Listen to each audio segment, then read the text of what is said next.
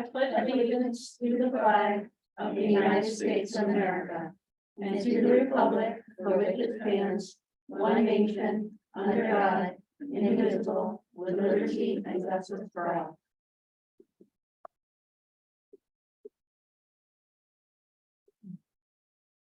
Okay. We're going to enter into our reorganizational meeting. I'm going to act as the meeting chairperson. And so the board has elected a president for the 22-23 to 2020, excuse me, 2023 to 2024 year. Be it resolved upon recommendation of the superintendent that the Board of Education of the Whitney Point Central School District approve the appointment of Stacy Black to the position of district clerk, commencing immediately. The stipend for this position is $7,000. May I have a motion? So moved. Thank you, Chris. Second. Thank you, Tiana. All those in favor? Aye. Any opposed? Any abstain? And Stacy. Shall we do the oath of office?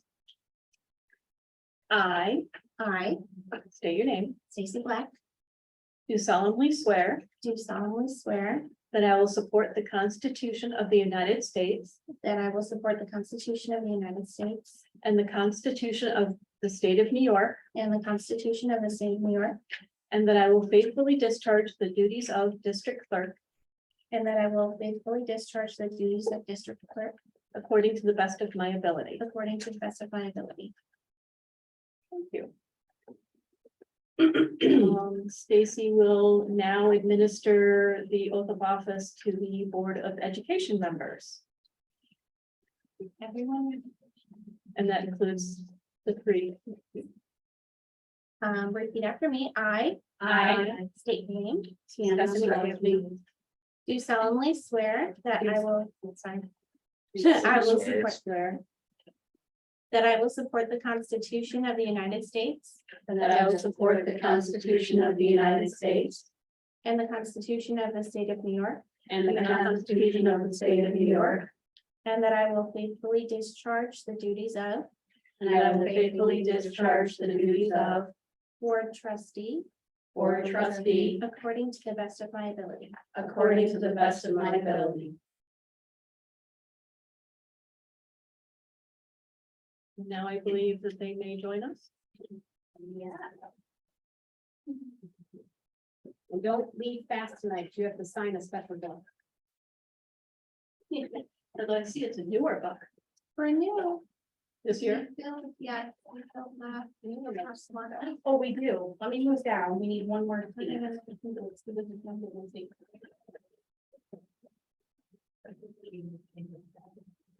Welcome, Molly, Eric, and Tom. Thank you.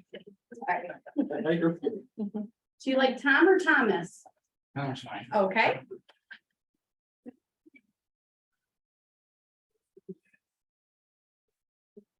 What's the name of the company? Tom? Two Tom. Oh. No, it really is Two Tom. I believe it. They make the best shoe spray in the world. Really? Yep. Interesting. I found a good GPS for that.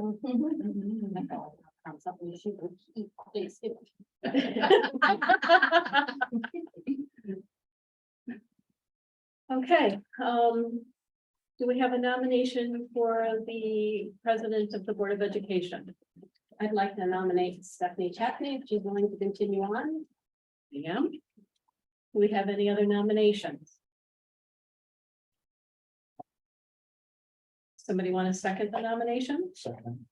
Thank you, Tom.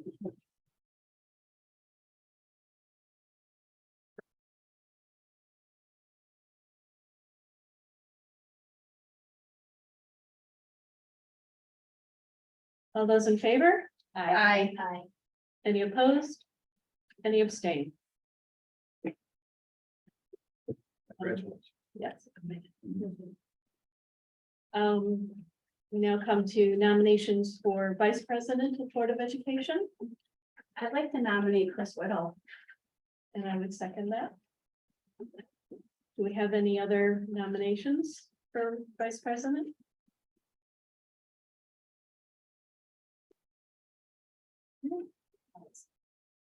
Excellent. All those in favor? Aye. Any opposed? Any abstain? Congratulations. Thank you, Brett. So that's why, because is there a seat next to you? Mhm. Okay, that's why we had me. Yeah, okay. That's fine. I missed you. I'm Okay. Stacy, would you please administer the oath of office to the president and the vice president? I, State your name. Stephanie Champney, Do solemnly swear do solemnly swear that I will support the Constitution of the United States that I will support the Constitution of the United States and the Constitution of the State of New York, and the Constitution of the State of New York, and that I will faithfully discharge and I will faithfully discharge the duties of board president the duties of board president according to the best of my ability. according to the best of my ability. I, Chris Whittle. Sorry, I could said I. I, Chris Whittle. do solemnly swear Do solemnly swear that I will support the Constitution of the United States that I will support the Constitution of the United States and the Constitution of the State of New York, and the Constitution of the State of New York, and that I will faithfully discharge and that I will faithfully discharge the duties of board vice president the duties of board vice president according to the best of my ability. according to the best of my ability.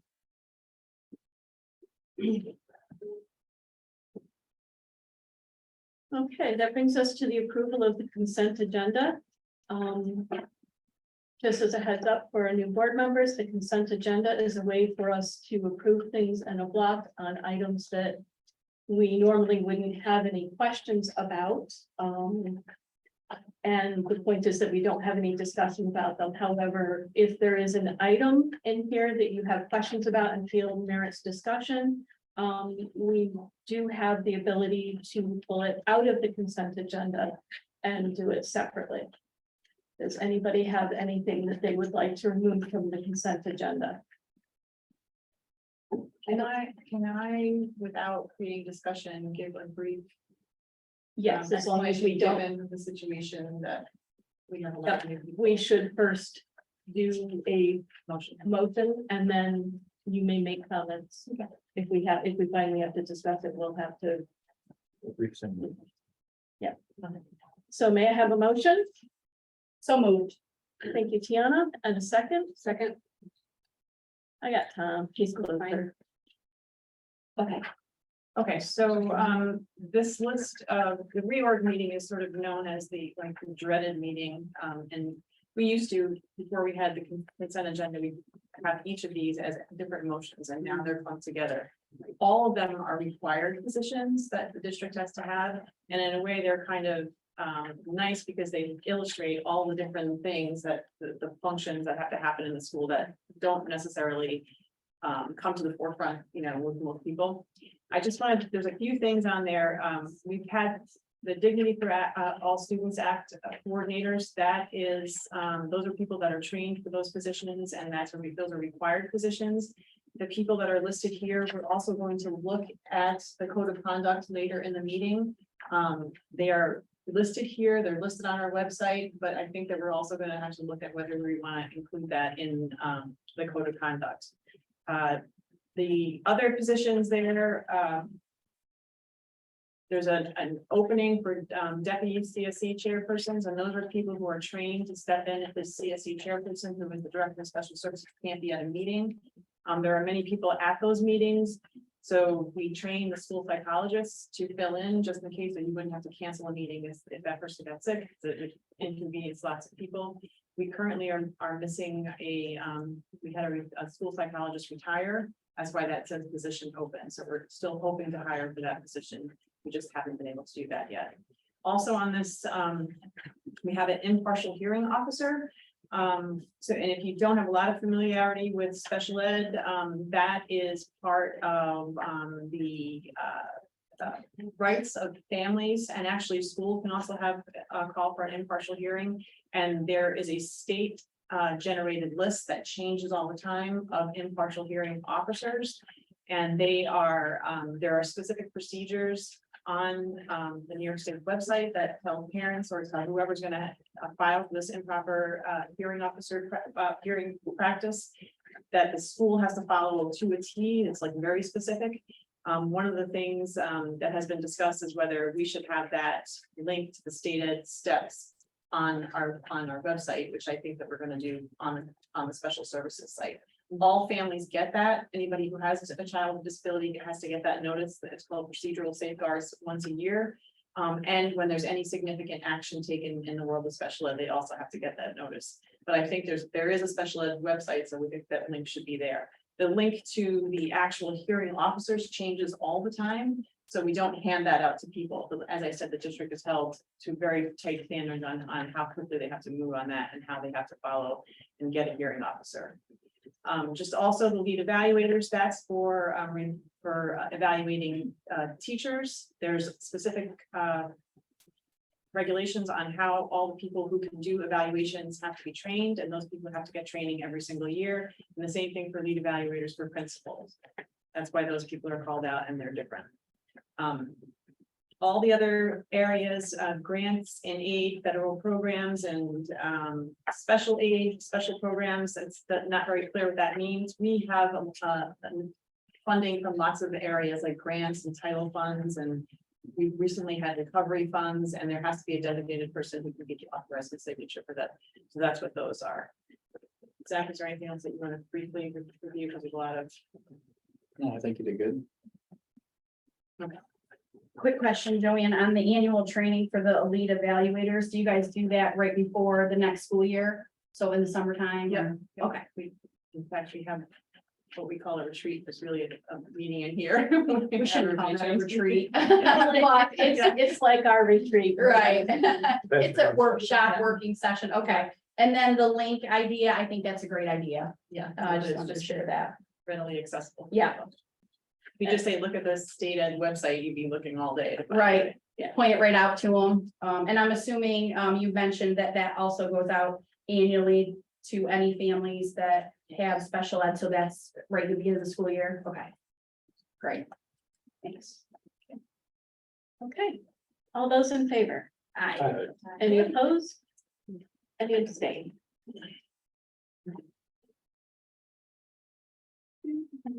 And District Clerk Stacy Black will administer the oath of office to the appropriate appointees within 1 business day from the reorg meeting. Other appointments, approve the appointment of Coughlin and Gerhart Law Offices as School District General Counsel of the Whitney Point Central School District. May I have a motion? Thank you, Chris. And a second? Second. Thank you, Tiana. I'd like to point out that we have several different law offices that we are approving. They all specialize in different areas. Some are for bond counsel, some are for state ed law, things like that. So that's why we have multiple multiple banks, multiple lawyers, all of that, because we seek different ones out for particular situations. And sometimes it's easier if you approve as many as you can think of, instead of having to be at a loss in the middle of the year and have to wait for the school board to meet and approve somebody. So. I just wanted to mention, not to be, not to embarrass anybody or whatever, but to abstain if there's anything on here that you're connected to very directly. If it's indirectly, that's okay, you can vote on it, but if you have family members that are employed, or if you're employed by any of these things or something specific that ties in, that's when you can abstain. But again, For example, Kathy Driscoll every year would have to abstain from voting on approving M&T Bank because that's her employer. Good example. just as a point of clarity, not. Thank you. And we try to think of those things so we can tell you when they're happening because they make much more sense if you clarify it right then than down the road. Zach, do we break ties with the local law firm? Local law firm? Yeah, local law firm, they were responding or answering promptly. That was insurance company. That was Insurance insurance. company, okay. Similar buildings. Well, it's the same building. It's Whitney, Goldman, Thompson and Pride Town Insurance are in the same building. That's right. Coughlin and Gerhart in that building, not me. Oh, are they? Okay, any questions or comments on Coughlin and Gerhart? All those in favor? Aye. Any opposed? Any abstain? Approve the appointment of the law offices of Bond, Schnonik, and King. May I have a motion? So moved. Thank you, Chris. And a second? Second. Thank you, Tom. Any questions or comments? All those in favor? Aye. Any opposed? Any abstain? Approve the appointment of the Hancock Estabrook LLP, Frank W. Miller Esquire of Council as General Counsel. May I have a motion? So moved. Oh, Tom. Go ahead. I have Tiana and Tom. That was a first and a second. She was. Yeah. If Turned they, it out. you'll get. Yeah. Nice, trying it out. Usually what we do is if they, we need, yeah, we need one of the gavels. Well, no, a button. Oh, a button. Because that's a button like first gets- yeah. Yeah. We'll be quiet so you guys Then I can would try think it it's a out. game. I was waiting, so just jump in. Yeah, I was waiting until- too. but Most of them I was waiting. for. I was like, somebody needs a break here. Okay, are there any questions or comments? Again, it used to be just Frank Miller, who we use for special counsel and a lot of board related legal questions. His company merged into that Hancock Estabrook LLP. So that's kind of why we're saying it's Hancock, but really we're using that to use Frank Miller in the future. Is Frank getting ready to He says retire? not. We're afraid. He said nothing's gonna change, Yeah. but there's some, he said like trials and stuff that are very time consuming, and Mhm. maybe he's gonna let some younger people do some of that, Okay, but. that'll make him a little more available to us. So he would still be the lead counsel when we Yeah. contacted. Oh, no, Be the right, we're- person. that we would- contact him. Okay, that's, I Yeah. was just wondering. We have a if direct three line. people would be the ones doing, Yeah. okay. that red phone? Yeah. Yeah, basically, Frank Miller is very up on the hierarchy for state ed law. So We're gonna do training with him. yeah, so you get to meet him. Yes, you'll get to meet him, but he's, the fact that we get to call him of counsel is pretty important because there are things that nobody else in the state has ever tried, but he has. So he has a huge wealth of information and background. And we have been given advice that was incorrect a number of times that he had to step in and. Yeah. So we're very. And say, appreciative. no. Okay, any other questions or comments? All those in favor? Aye. Any opposed? Any abstained? Approve the appointment of Harris Beach Attorneys at Law, PLLC, as District Bond Counsel. May I have a motion? Thank you, Chris. And a second? Just go, folks. Otherwise, Molly Let's go for Molly. okay? Otherwise, you're gonna be here all night. I was waiting. We don't want to not let you guys speak. We don't need any of those pregnant pauses. Just go ahead and speak right up. Any questions or comments? All those in favor? Aye. Any opposed? Any abstain? If you can't laugh at the reorg meeting, when can you? Designate JP Morgan Chase as an official bank depository. May I have a motion? Thank you, Chris. And a second? Thank you, Eric. Any questions or comments? Again, Stephanie kind of mentioned it earlier, but we appoint this many banks coming up. We really use two exclusively for day-to-day banking, JP Morgan and MBT. The other ones we like to have available to us because we do have short-term certificates of deposit. We try to maximize interest. So again, we go out for that renewal. We like to get all the banks involved. Best possible rate we That's can. right. Any questions from the board? All those in favor? Aye. Any opposed? Any abstain? Designate Citizens Bank as an official bank depository. May I have a motion? Move. Thank you, Chris and Molly. I saw your hand go up. Any questions or comments? All those in favor? Aye. Any opposed? Any abstain? Designate Key Bank as an official bank depository. May I have a motion?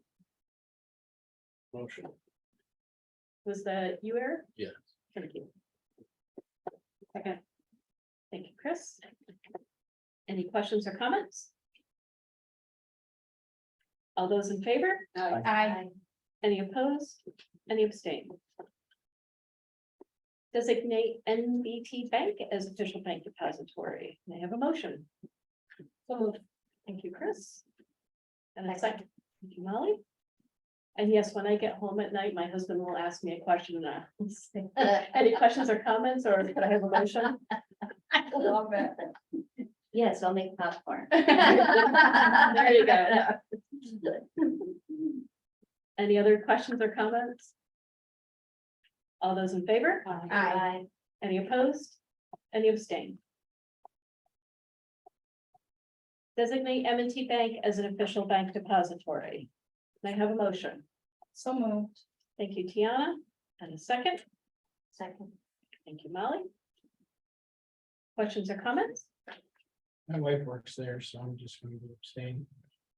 Thank you. Any other questions or comments? All those in favor? Aye. Any opposed? And one abstain.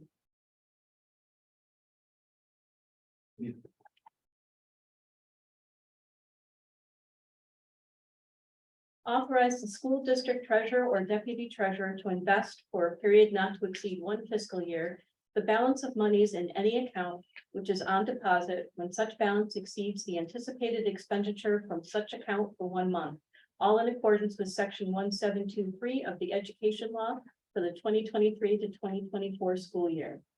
May I have a motion? Thank you, Chris. And a second? Second. Thank you, Tiana. Any questions or comments?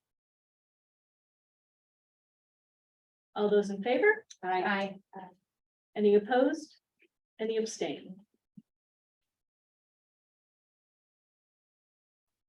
The following dates are official Whitney Point Central School District Board of Education regular meeting dates: August 15th, September 12th, October 10th, November 14th, December 12th, January 16th, February 13th, March 12th, April 15th which is a Monday, and that is because there is a statewide BOCES vote that is required to be voted on that day.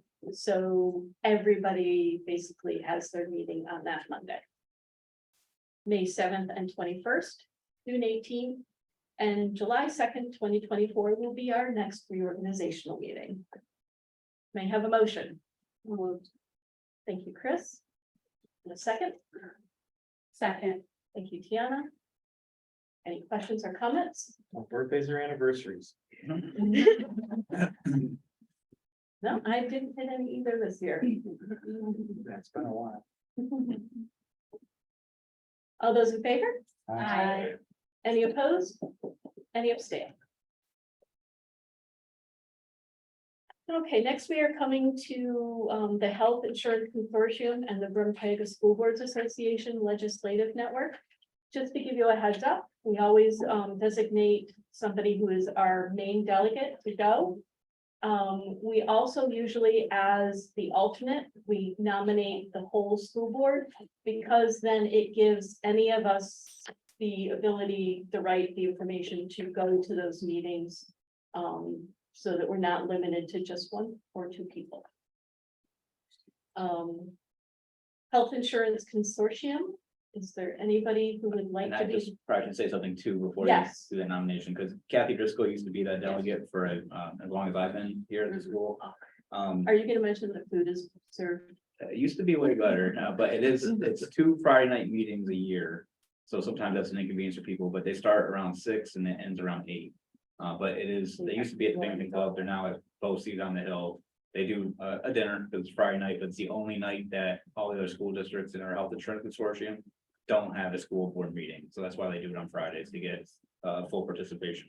But it's a meeting of, again, the school and the other 20+ schools are in the health insurance consortium. We pull our funds together to get the best rate. They talk about really health insurance related stuff and make decisions at those meetings.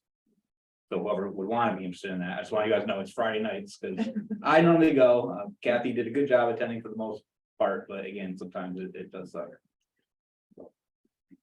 Is there anybody who is interested in being a delegate? Wait a second. It's a good place to start. Somebody wants to do it. For just past history, all the newbies were put into both of these. positions. When I, honest, I swear. Only if they weren't at the only if they weren't at the reorg meeting, then we voted anybody who wasn't here. Good idea. Even when they were,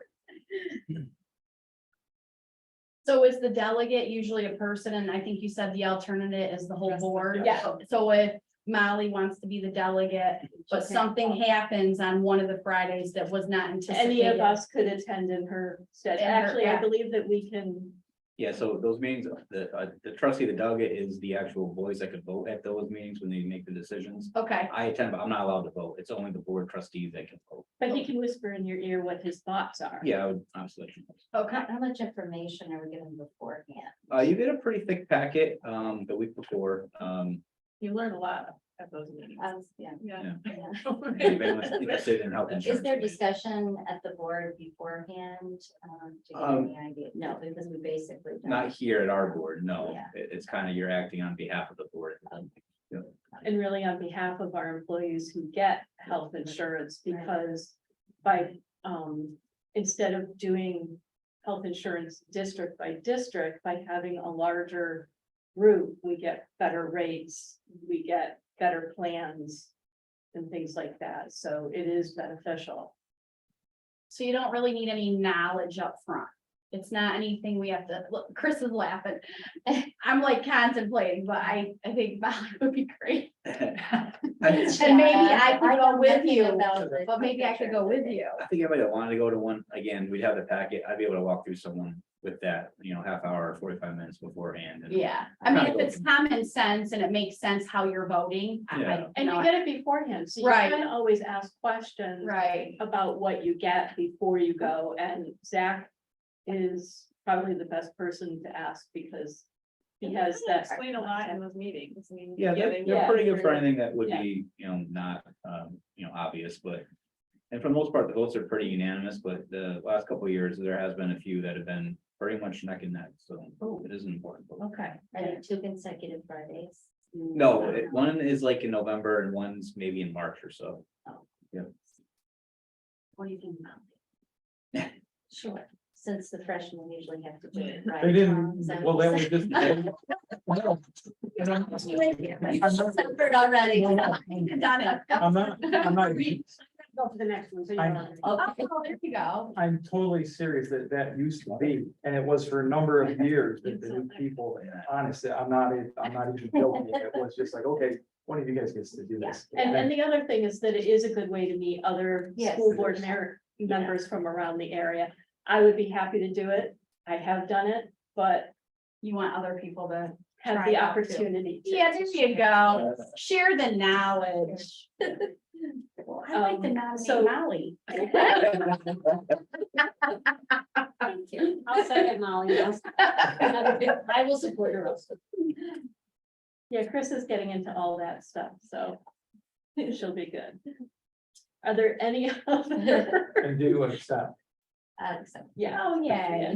Are there any other nominees as the delegate to the Health Insurance Consortium? That is the most conversation we've ever had on that position. Well, last year we didn't have a conversation because I know. right, and you guys happy really to never do it. talked about what they cover, so I never really knew. Yeah. I just learned more right now than I did last year. Did so, yeah. So I guess I was good last year. I was covered. Then all those in favor? Hi, Any opposed? Any abstain? thank Okay, you, Molly.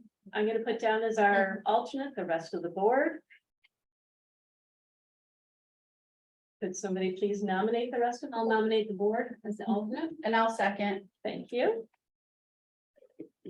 All those in favor? Aye. Any opposed? Any abstain?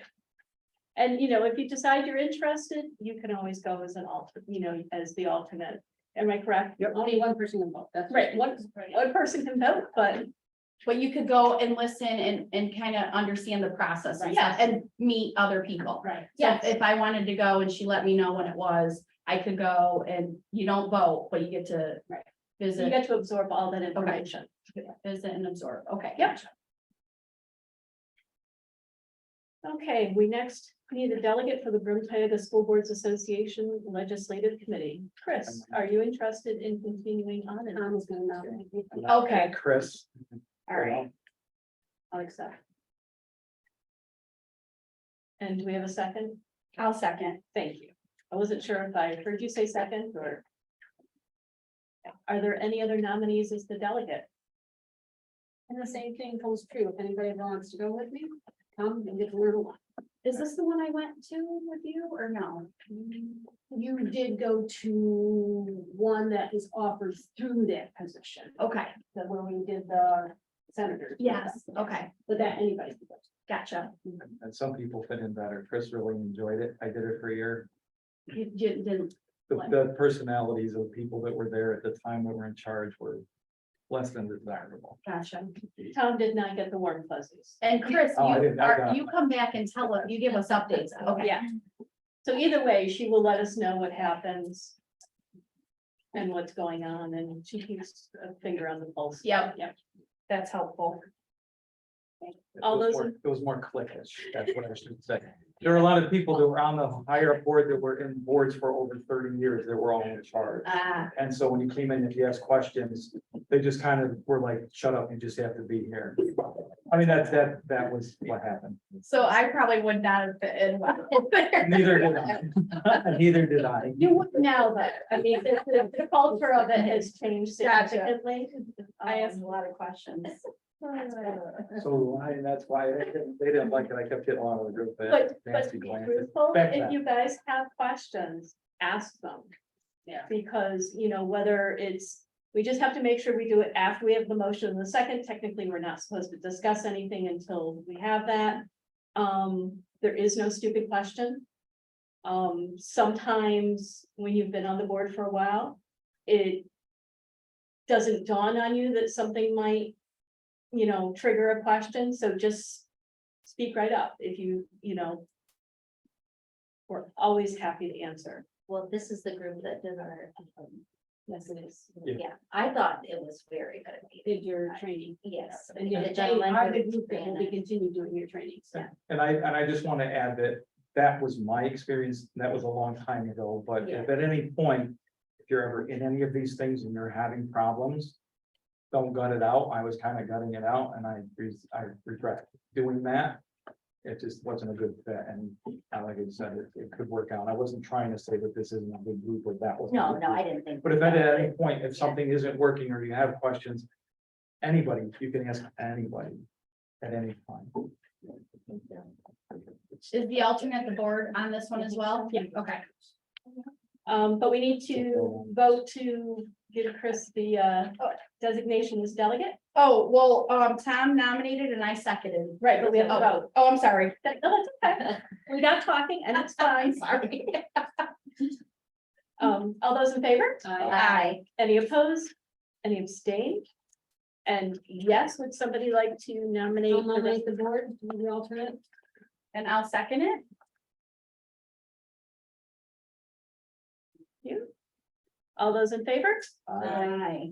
Any opposed? Any abstain? Okay. Be it resolved upon recommendation of the superintendent that the Board of Education of the Whitney Point Central School District approve the following resolution of school districts relating to the participation in the New York State Public Schools statewide Workers' Compensation Trust. Whereas the Whitney Point Central School District is a member of the New York State Public Schools statewide Workers' Compensation Trust, an municipal cooperative activity organized and operated pursuant to section 119-0 of the general municipal law hereinafter the plan. And whereas the Board of Education of the Whitney Point Central School District has determined that it is in the interest of the Whitney Point Central School District to continue to participate in the plan for the 2023 to 2022 fiscal year.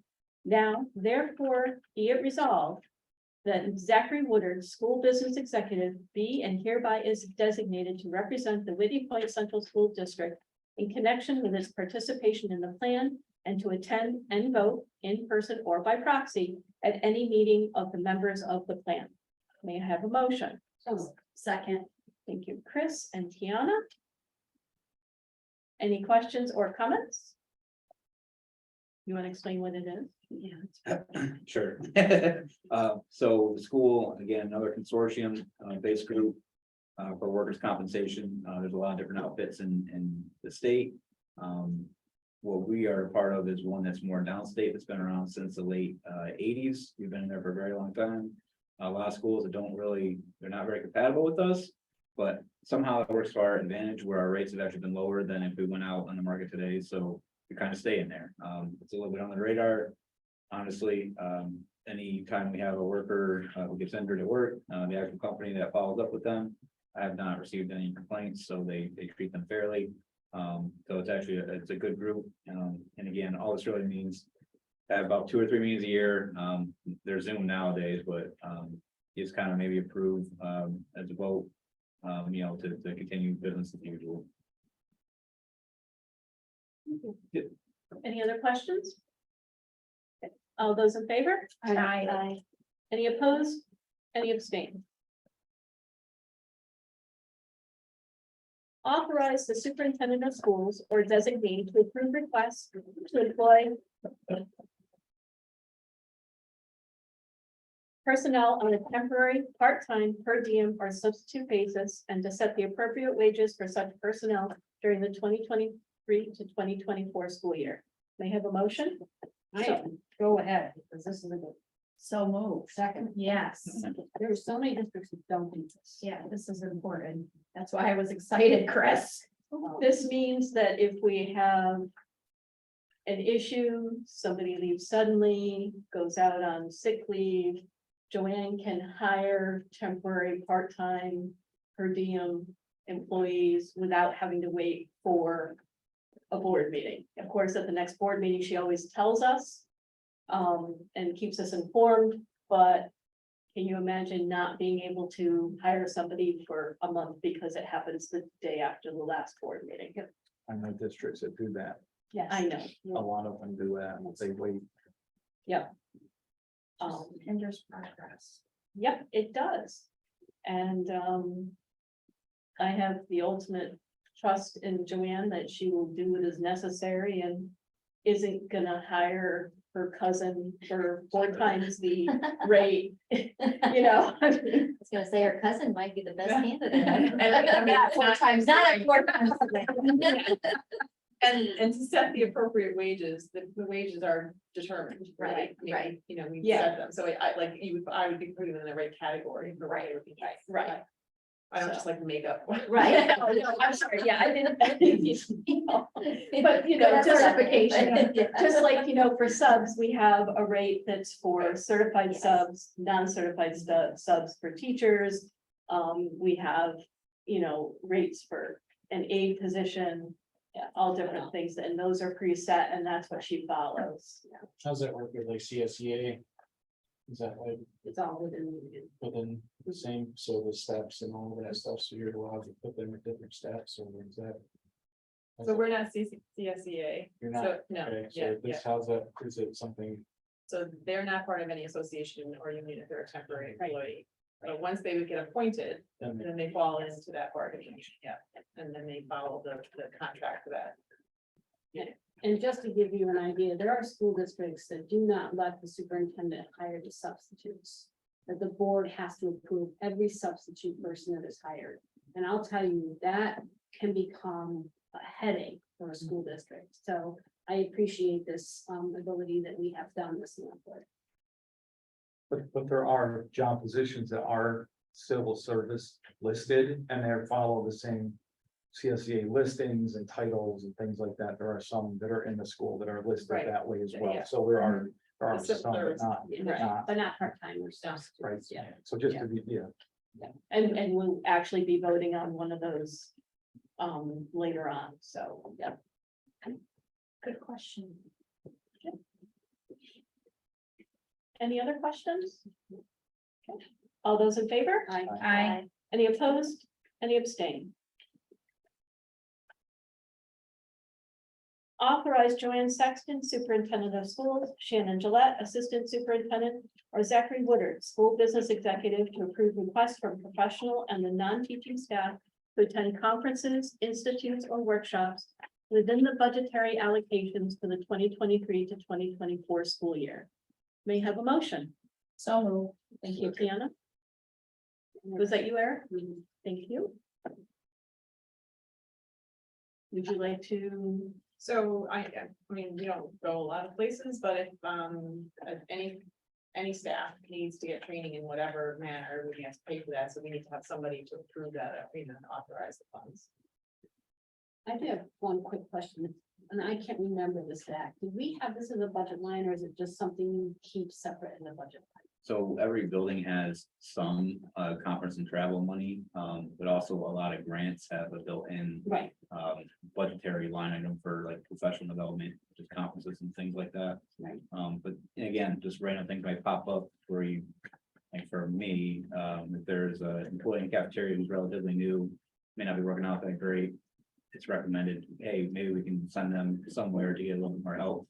We'll find money in the cafeteria budget to support that. So I do have one other question. So when it says professionals, do we fall into that category? Well, that's a discussion we're gonna have later. Yeah, we have that on our radar. Yeah. Okay, so thank you. Good question, Chris. Because we now belong to NISBA, so we do have conferences, so. Yeah. Okay, thank you. Any other questions? All those in favor? Aye. Any opposed? Any abstain? Designation of signatures on checks. Authorize that checks be signed with a facsimile signature or reproduced by a check signer or other machine by the treasurer or by the deputy treasurer in the absence of the treasurer, whose signatures may be required during the 2023 to 2024 school year. May I have a motion? So moved. Thank you, Chris. And a second? Second. Thank you, Molly. Any comments on that one? Again, just the volume of checks that we write on a weekly basis, can be a full-time job, honestly. That signature goes on every single payroll check, every single AP check. This is really just the way of, again, expediting payments. And isn't there a reason why that would be? Like part of the oath of that person that's interested treasurer? Yeah, exactly. So You the know what I treasurer mean? takes Like, that over. Yeah, I'm just saying, it seems a little redundant. a lot of this it can be. Okay. Yeah. But it's part of state ed It's like- where we have to say things that we have to readopt every year. And reapprove. Well, if the person changed, did the person change for that? No, we use, that's why we use the title, so that no matter what the person changes, the title takes care of it. And most of our work like that is done through the BOCES CBO Central Business Office. So it does happen that our treasurer, who's our designated treasurer, could change. And we do get notification of that. But this way, by saying treasurer, deputy treasurer, we don't have to readopt this. We do though, when there's a change out, we do approve, Yeah. The new appointment. Of the treasurer or whatever position was previously Right. approved. but that way we don't have to approve the title of the person who does it, in addition to approving the person. Does that make sense? And a lot of this, it's why it's called the reorganization meeting, is because there are things that the state wants us to reapprove every year, look at. Even if there's no change, right? Even if there's no change. So, for example, the code of conduct, there may be no change to that, but we still have to go through it and recognize it's there and it's part of the reorg.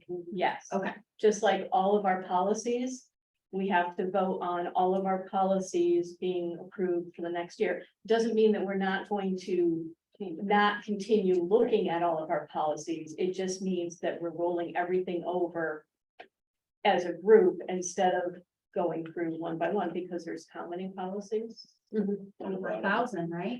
There's way too many, way too many to have to sit here and approve each one. So they're approved as a batch. And but we are constantly looking at ones that need updating and changing. See, I would, and I might be off base because I'm new, but.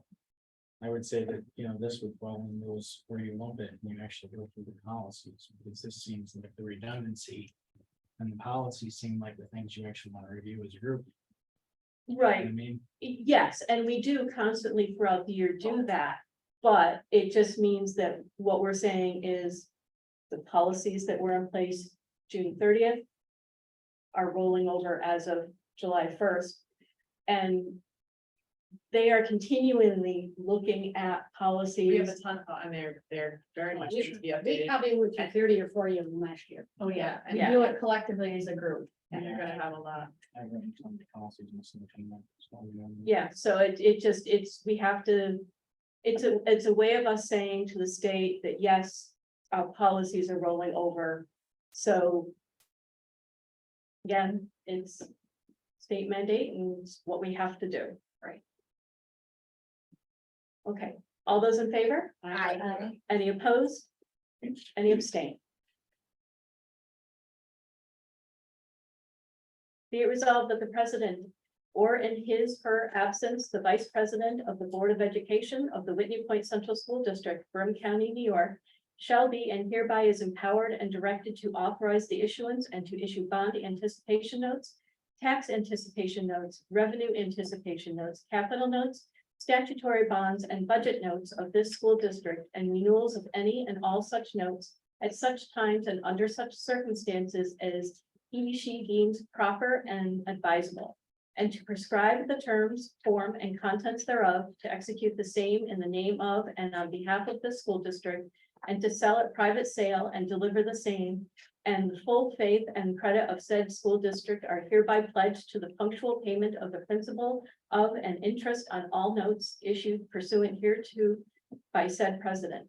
All in pursuance to and consistent with the provisions of the local finance law of the state of New York. May I have a motion. So moved. Thank you, Tiana. And a second. Second. Thank you, Eric. Any questions or comments? I have one comment. Can we change? Maybe can't do it now, but the his, her, can we change that to gender there? In the first sentence, And later on too? yeah, and halfway down, can we do the neutral? As they deem proper, Well, or their, where's, they'll do it to the gender neutral. okay. So instead of he, she, it would be There, there. and then further down as he, she deems, it would be they. Yeah. Tiana and Eric, are you okay with amending the motion and second? Yeah, that's fine with me. Any questions about this? So again, every year we have a bus referendum. That's an annual borrowing that we do. Again, it's just how the fiscal cycle works with the borrowings. Now we get state aid back on it to maximize really the tax dollar for Whitney Point. We do that to, again, minimize any financial impact. We borrow for those bus purchases, even though we may have cash available to do so. But also now we're getting into the capital project, and that's where we're gonna have bigger, larger borrowings. So we're actually getting ready next couple of weeks to issue a large borrowing for the capital project. Be about $26 million ban. A ban is a bond anticipation note. That's normally a 1-year borrowing. Again, you do that to kind of maximize interest rates. So interest rates are a little high now. You're kind of hedging it. You're gonna borrow that money for a year, and then next year, hopefully the rates come down a bit. And we'll probably bond it at that point where we borrow that money for 15 years. Again, we work with fiscal advisors, a company on Syracuse that's all they do. That's their expertise. But they figure out the borrowing and how you borrow the money through the banks to the state aid schedules and how they'll repay you. And that's where you want to maximize your dollars for capital borrowing and projects. Again, we say, and we are committed to a zero tax impact. That's how it all happens. It's through the borrowing technique, and then how we get reimbursed by the state to offset that. So again, this resolution specifically lets Stephanie And again, if for some reason these borrowings happen quick, like you close on a Tuesday at noon. These attorneys at banks need the form signed by tomorrow. Stephanie can sign that, or if she's for some reason not available, then the vice president can sign her absence. And when it comes to the funds for the buses, since we stick to a schedule of replacing buses, usually as we purchase a bond to pay for a bus purchase, there's one coming off the books, so our outlay remains roughly the same. And Historically, yes, this year, obviously, we had the Yeah. jump and increase, which I think everyone knew, it's like the grocery store, bus parts jumped up. We always used to try to keep the bus referendum around $500,000. It did go up to about 700,000 this year, and that's just a reality. right, but still, one came off. Right. So even though we have to pay a little bit more, we're not just continually adding and adding Correct. and adding. We take one off, we put one on. Correct. And that's why it's important that we stay to the schedule with the buses, because we found in the past when we weren't able to, that first of all, costs for the buses, in terms of their upkeep by keeping them longer skyrocketed, had more downtime on them as they got older. And so it helps us financially to keep on the schedule, as well as making sure that our bus fleet is the best that it can be. Makes sense. Any questions? All those in favor? Aye. Any opposed? Any abstain? Affordable Care Act Resolution. Whereas the Whitney Point Central School District maintains a group health plan for its employees' health plan. And whereas the Whitney Point Central School District is required to offer coverage under its health plan to eligible full-time employees pursuant to the Patient Protection and Affordable Care Act, ACA. And whereas the Whitney Point Central School District employs persons for variable hours whose full-time status must be determined pursuant to guidance issued under the ACA. Now, therefore, be it resolved that the school district hereby is authorized and directed to establish and maintain procedures for the purpose of compliance with the ACA, including but not limited to the following. For variable hour employees, the Whitney Point Central School District shall establish a 12-month standard measurement period beginning July 1st, 2023, and ending the following June 30th, 2024. The initial measurement period for the new variable hour employees shall be the 12-month period beginning at the date of hire and ending on the anniversary date thereof. The administrative period following the standard measurement period, if the period beginning July 1st, 2024 and ending August 31st, 2024. Is that right? Yeah, the number 5 is what changed. Okay.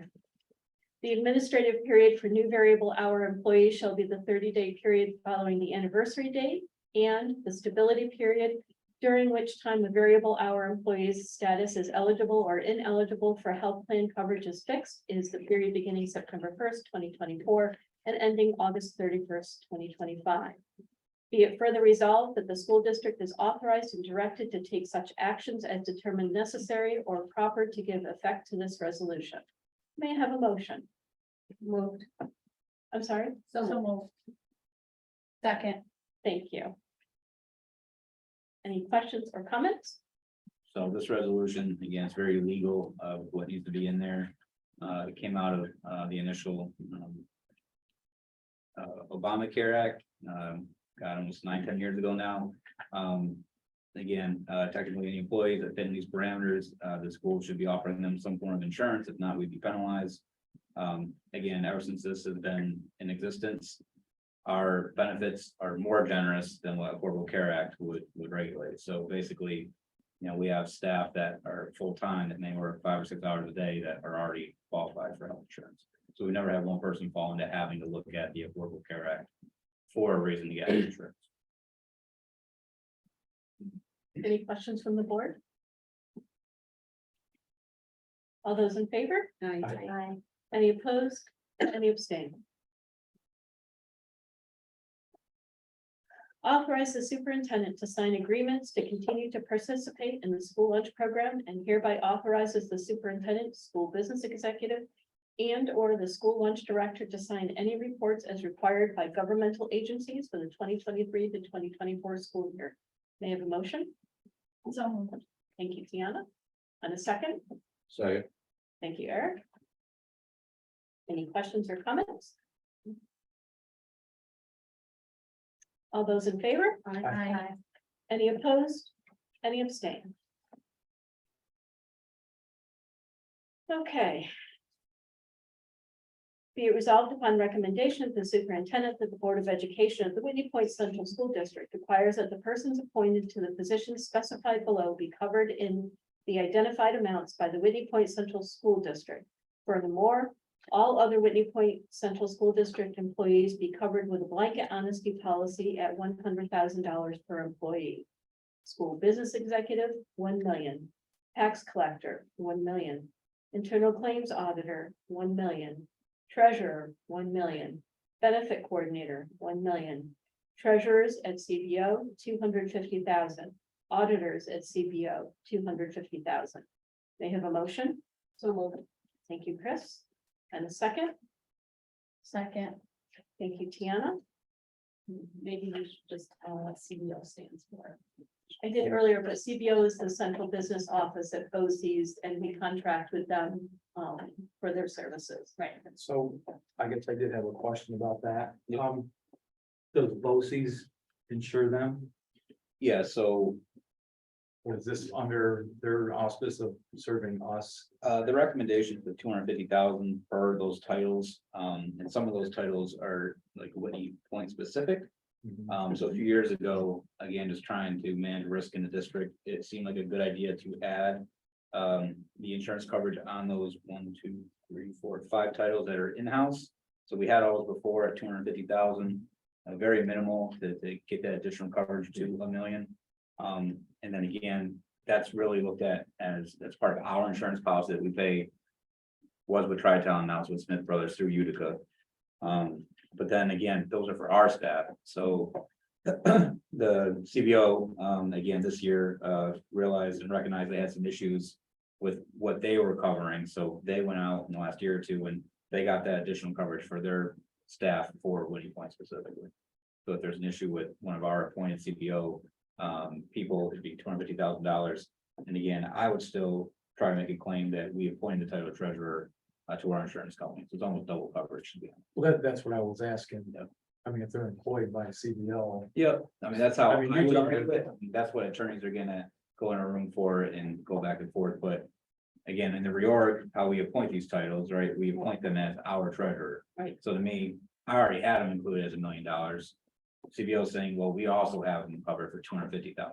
That's fine. so that's why you reduced it to 250 because they have coverage. as Nope, that 250 is not the district provided insurance on those titles, that's actually BOCES provided. Oh, gotcha, They're- okay, I misunderstood, so I actually didn't know. Gotcha, Yeah, thank you. Like you said, insurance coverage is usually, to add that isn't much. even It's though not. It's, I just, the It was well idea worth it, of I kind of. Them, their employees being covered again by us. Oh. It's negligible. It just, yeah, I agree. For the on cost paper, it benefit just of it. doesn't look good. Yeah, no, I agree, but some of these transactions are quite large, and we have payrolls that can be half $500,000 sometimes. $250,000 in an icing appropriate. Any other questions? Okay, all those in favor? Aye. Any opposed? Any abstain?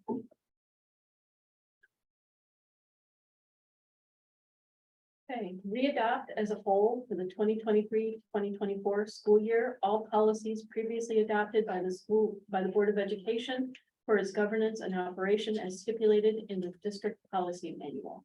May I have a motion. So moved. Thank you, Tom. Second. Thank you, Chris. Any questions or comments?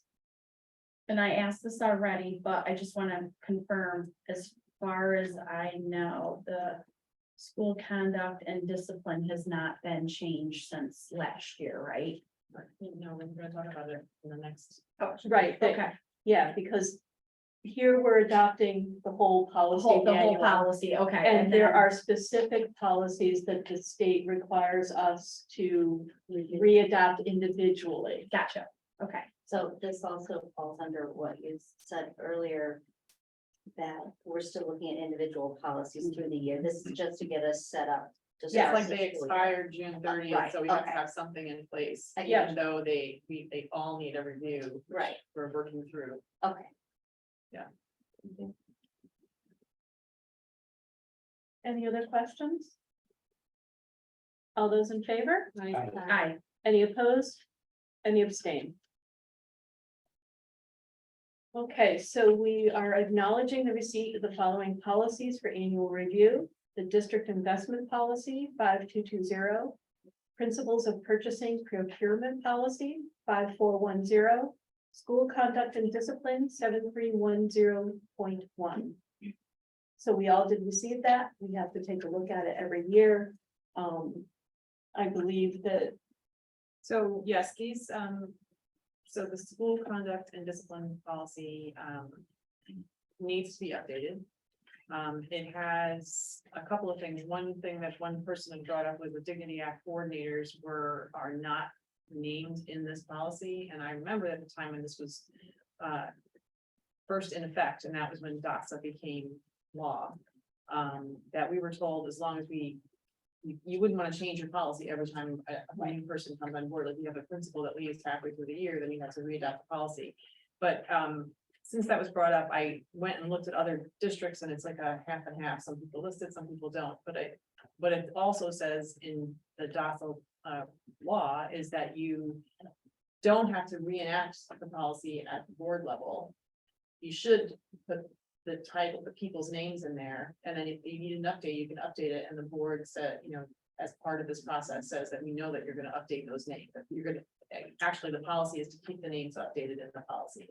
So one of the things I think that we need to do, like, we're not really, we've adopted our whole policy manual, but this policy needs a lot of updating. We made some changes to the building level codes of conduct last year. Because we needed to do that. We just needed some things, like cell phones and, dress code and lots of things that were out of date. But this policy is a lot bigger. It has a lot of legal ramifications.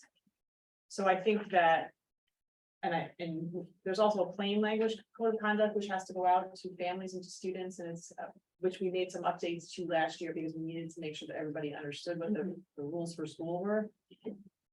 But I think that we need to do a full review of the code of conduct, but I also think that we need to get some guidance on doing that. Because while we can establish some things that we know should be in here and shouldn't be in here as a district.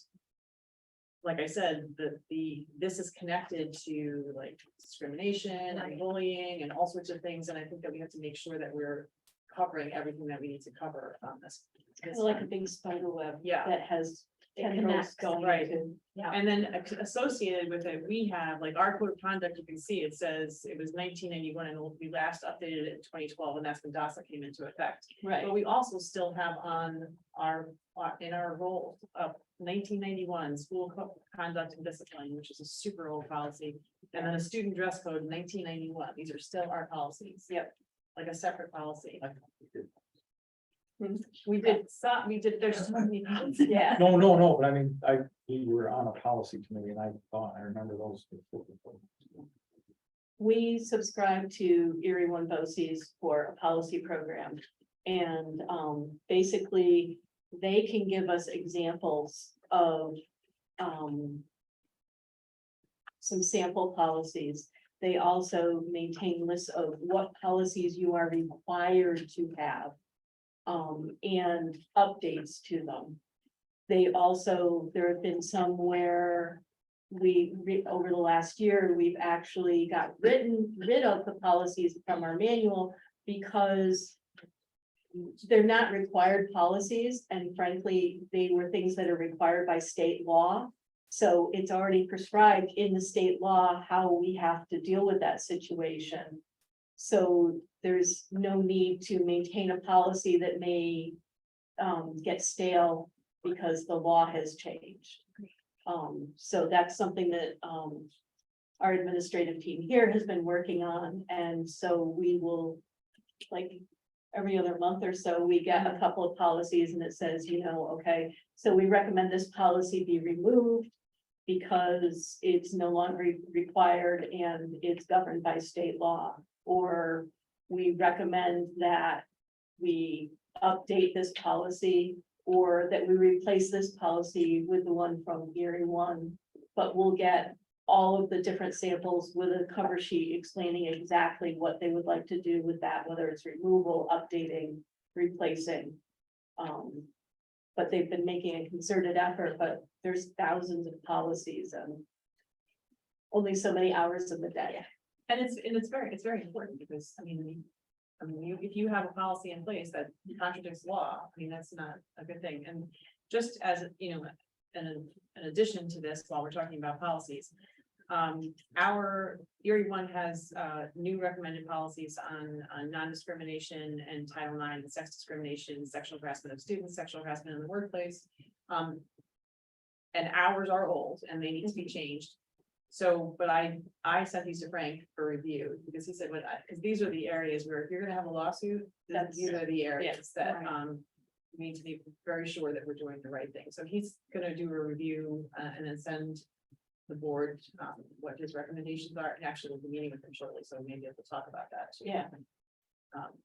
Joanne, are those included in the school conduct and discipline? Because that's 39 pages. Yeah, So parts of that are missing and then it's not current as well. so those things are referred to in the code of conduct. They right? are. But then there's these additional policies, some of which are required to also have. Okay. Um, That we don't have currently, but we would want assistance from Frank on. we have old ones. Yeah. Okay, old we ones. have the old ones, okay. And the problem is these laws, change, like Title IX has just been reissued again. Right. So we have to make sure that, we contracted with Erie one, it's almost a year ago now, it is a year ago now. Yeah, And Title IX has been reissued again, so Right. that's why we want to make sure that we have the most up-to-date guidance on what needs to be in there. now normally when we do our policies, so like Chris said, we did probably 2025 last year. This policy, because of the length, obviously, we would take these home, read them, make any changes. But because of the size of this one and the importance of the items that are outlined in this one, would that still be something that we could do in our open session? Actually go through it, or would the expectation be for us to look at it and provide feedback collectively as a group? So I would ask that everybody look at it and start to comment on it, but you have to get input from families, teachers, students, other staff, and that's part of what the law says for your code of conduct. Right, So it's gonna have to be a multi-step process. Okay. To get it updated and accurate, okay, but then it also has legal requirements in it, so it's like, we can't just make it up. right, so we Right. have to coordinate, we have to work with Frank, Yeah. we have to get input. Yeah. And then we collectively, right, it's a process, but I didn't know because we didn't cover this last year. Yeah. And this is a big one, I looked at it and there's a lot in there that, Yeah, well, there's a few things I know that are inaccurate. Yeah. That's why I asked the question, if anything's been changed. And you can, one of the things that you can do is you can cover like the main big areas in the policy. The legal things that have to be in here. Yeah. And then you can have building level codes of conducts that are appropriate for the building level. That you Okay, could change that don't necessarily have to be board policy.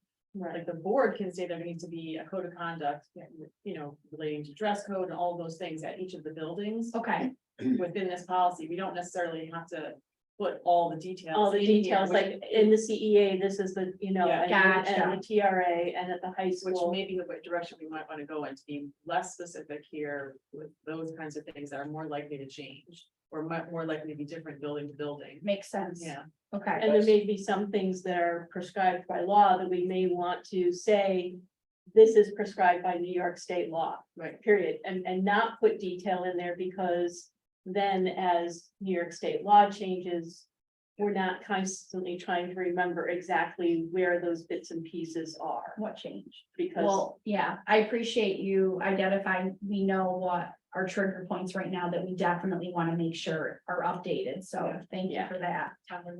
In my experience, when doing policies of this caliber, it's best to set up a framework. Establish that framework of the policies and make that the same framework for all policies.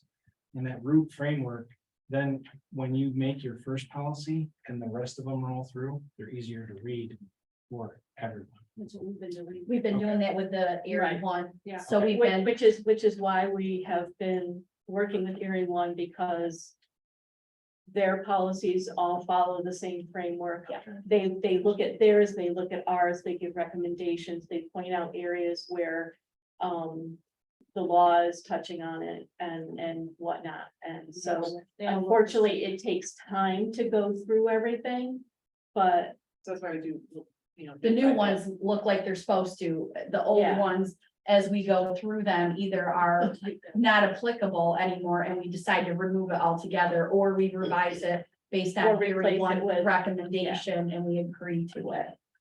yeah, we have tried in the past to do the revisions completely on our own. But there isn't anybody sitting at this table who has all of the knowledge needed to make those revisions, which is why by going with Erie One, they have the staff, they have the knowledge. They And can it, we approve it. They can it, and then we tweak it. Right, because I was just gonna add that exactly what you said, that as board members, that's like our main charge is policies. So just because they give it to us doesn't mean that, other than law, the law parts are law parts, Right. those you have to have, but that's still our policies. And as a board, we can tweak what can be tweaked as board members if we feel, and that is the main thing that we as board members do. I mean, superintendent and policies, those are our two main charges, so the policy is a big deal. Yeah. But it has made it a lot nicer when they come from Erie, because I still have a home, actually, I just touched it this afternoon, I was looking for something. I have a policy book that's this thick where we're going. literally, it's a 3-ring binder that is literally that thick. And things still get have written, mine. so the framework, like you said, I totally agree, it is so much nicer to have everything look the same.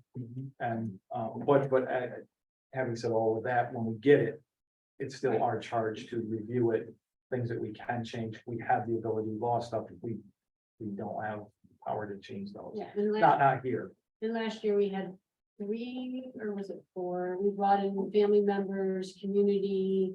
We really involved people in them, especially cell phone stuff, dress code stuff for kids and stuff like that. So we really try to make sure the community is part of that. So is the framework that they choose, is it like an established, like, is there, A lot of school districts. do that. yeah, is it like a standardized form, like a format, like? Mhm. Yeah, for the most part, yes, gen- but Generically. there are so many policies though, and it would be very difficult to have one framework. So there are some different frameworks, like this is, for students, this is for employees. They are a little bit different because you're dealing with different situations. But everything is for the most part, consistent between Oh, I each was other. referring more to standards, like defined standards that have been approved by some group. That's, Oh, I see, okay. yeah, like CTE, or you know what I mean, like, there's like continuing education credits, they get qualified Right. by one particular or another. That kind of group, I mean, as far as writing policies, I mean, I have an app on my phone, I can, AI, I can say, hey, write a policy Yeah, that. we're not gonna says- do AI. Well, you know what I mean, it's not from a standpoint of being elaborate. There's- Unfortunately, there are many parts of our policies, though, are dictated by the state and what they Mhm. have to say. And so there isn't necessarily a framework for that, other than using, The Erie one, right? yeah. Which is why we hired them. But I think I think what you're asking is. All of the Erie One are similar. They're not set up exactly on the same exact framework. Everything we get in is not exactly the same, but it's similar. Okay, so it's So our it's job not. to make it that. It could be. I mean, unless I'm wrong, but I mean, reading through them, they don't look like the exact No. same framework every single No, time. and But they're similar so that they all fit in the same way. They're similar enough, I think, that it blends nicely. And what Shannon does, she's part of the policy committee. She'll give us the old policy. This is what it looks like, and she'll give us what the new policy looks like and recommendation from Erie One. So you have a chance to compare the two documents and see the differences, and then you go through it, and then we talk about it at our next meeting, And which she'll- is very helpful. And she also details on it, like what's different between the two. Yes, thank you. And then we also cross-reference with what are required policies, Mhm. because Erie One gives you a whole boatload, but you don't, those are not all required policies, so we'll also give you that information, like, these legally, you have to have this policy in place. Or legally, there's already laws that determine this. And so if you want to have a policy, you do, but you better make sure that it's up to date and that's always consistent with what the law says. So we go through all of those things and then decide what the best thing to go forward is. So it may be too late in the game, but who is Erie One? Erie One is BOCES, it's a BOCES, and they have a team, so. So is it it's a like state, consortium. it's a state organization, it's not a private company? No, No, it's just like from Tioga BOCES, Oh, okay. but it's Erie One. And they get, they will have a team of education lawyers and policymakers that they do all the legwork to figure out like what you need to have, what is best practice to protect the district. What is consistent with what, law and regulations say, and then they put together a policy, it's like a recommended policy, and then you decide whether you need it, whether it's appropriate for your district. If you have to have it, that you tweak it to make it your own. But it's You already pay been them vetted. For there's. these Yeah, services. and because it's a BOCES, we talked about that a lot, when we get aided back on that. So that it's a much cheaper way for us to do things. Yes. Than if we, we hired somebody privately. Our manpower would cost us more than what we're paying. Yes, tenfold, Get reimbursed. probably. Yeah. Because we don't need to reinvent the wheel. Right. Yeah. They're doing it for many, many, many school districts. And sharing that knowledge, whereas for every district to hire all the state ed lawyers and the policy writers and everything individually, it would cost a lot more and take a lot more time. So by using a consolidated cooperative group, When you see the comparison, you'll understand, and I think it'll help you, Tom, with the framework.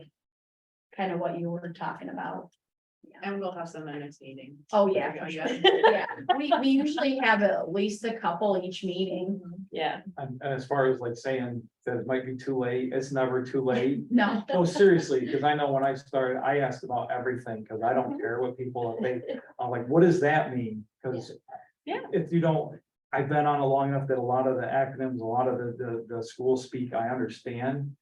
And I know when I first started, they'd be like 3 or 4 numbers ahead.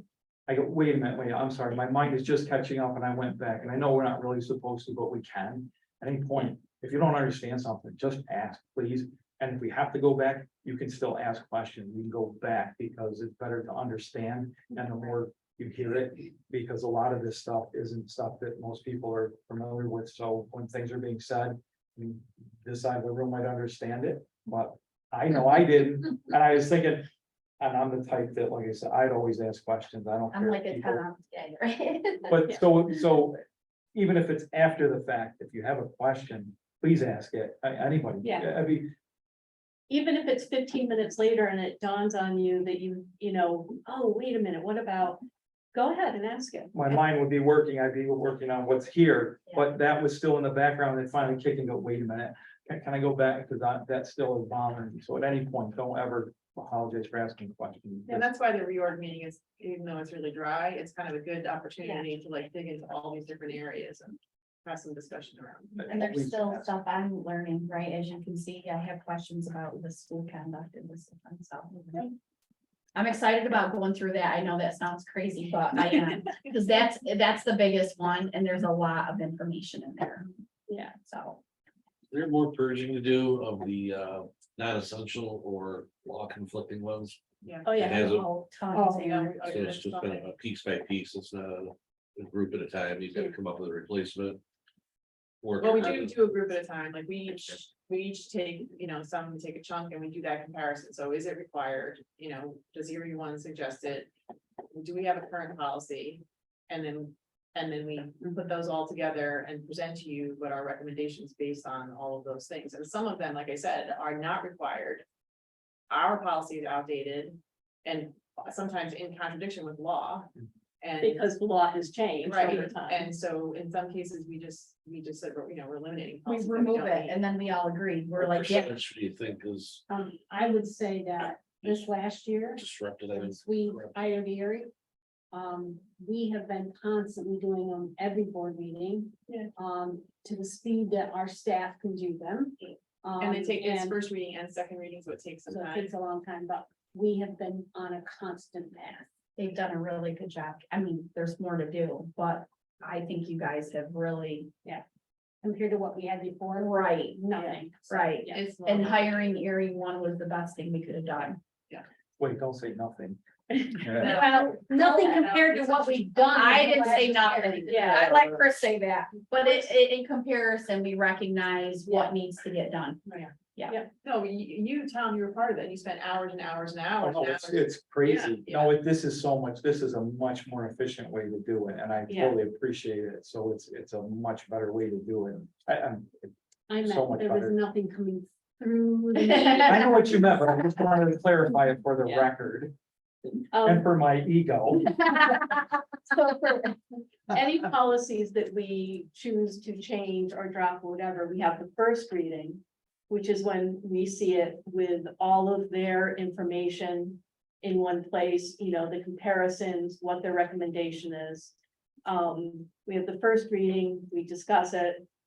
Sometimes we make changes right there, whether it's to gender neutral language because it got missed or something that really needed to be more specific for our district. Or, no, this is already prescribed by law. We don't need to have a policy on it, whatever. And then what's the time period between first and second reading? 30 days. So we have to wait 30 days to have a second reading, so that gives them a chance to make any changes we all discussed about. And then we look at it again. And most of the time, we end up approving it at the second reading, and then it becomes the new policy, or it gets removed as a policy. But there have been times when we still felt that there needed to be more changes with something, so it actually went for another second reading after more changes.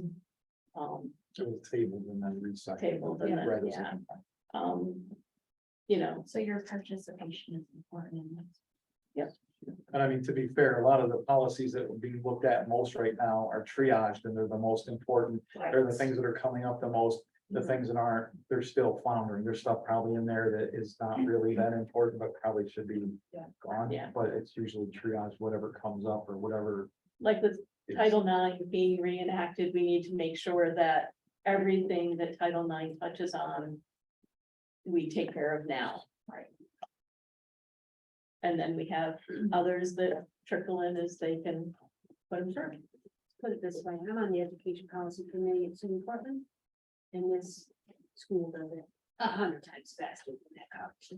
Oh, really? That's good. to Oh, know. yeah. Wow, And a lot of that's because of Erie One BOCES and other great services. wonderful. That's good to know.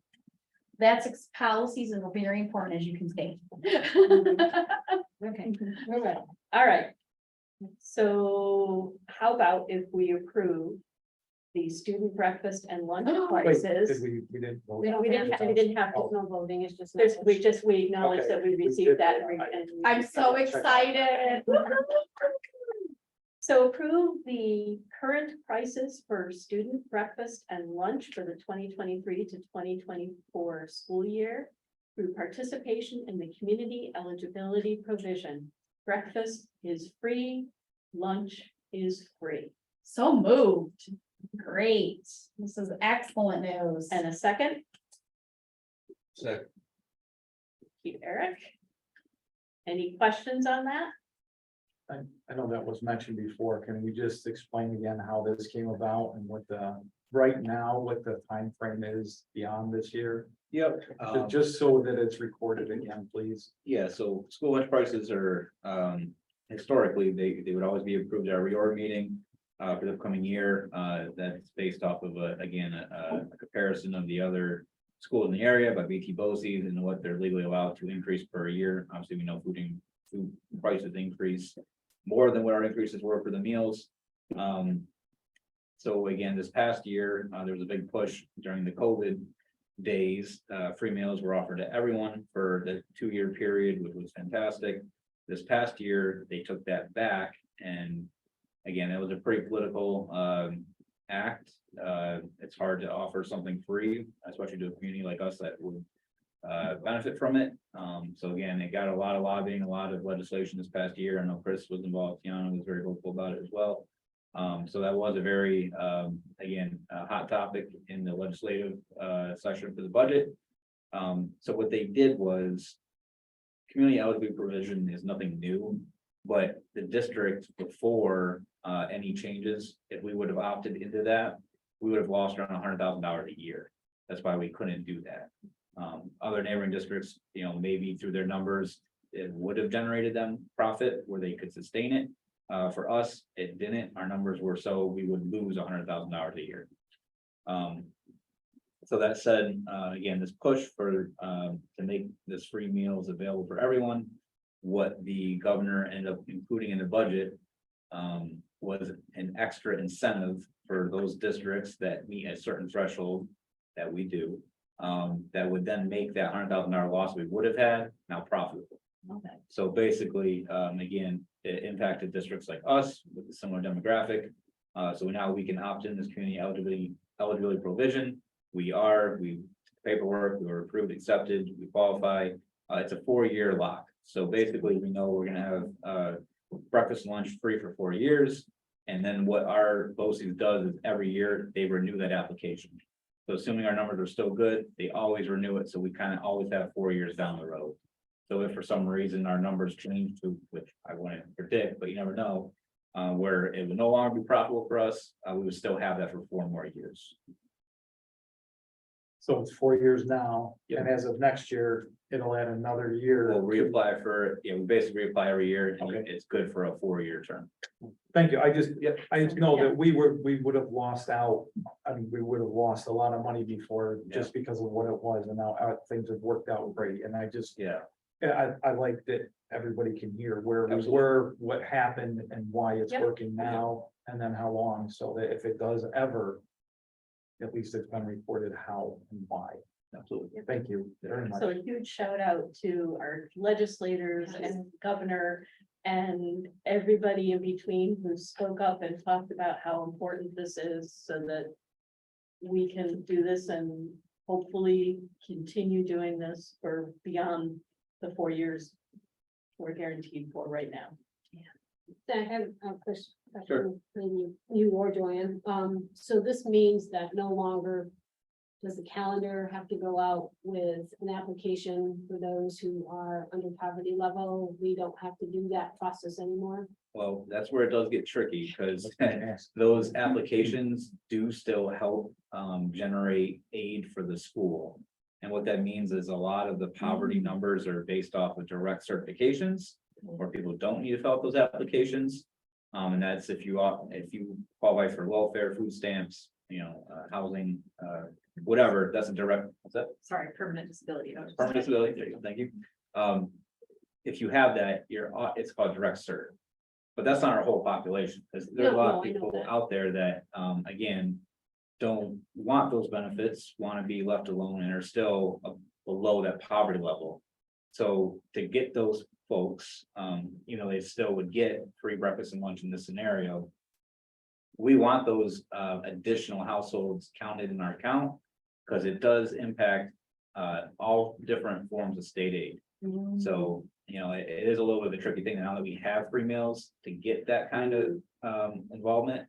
But we're very, again, we have a lot of just data on past people and families and households and through social workers and things like that. We kind of know which families may qualify. And then we do a targeted approach each year through the secretary of the buildings.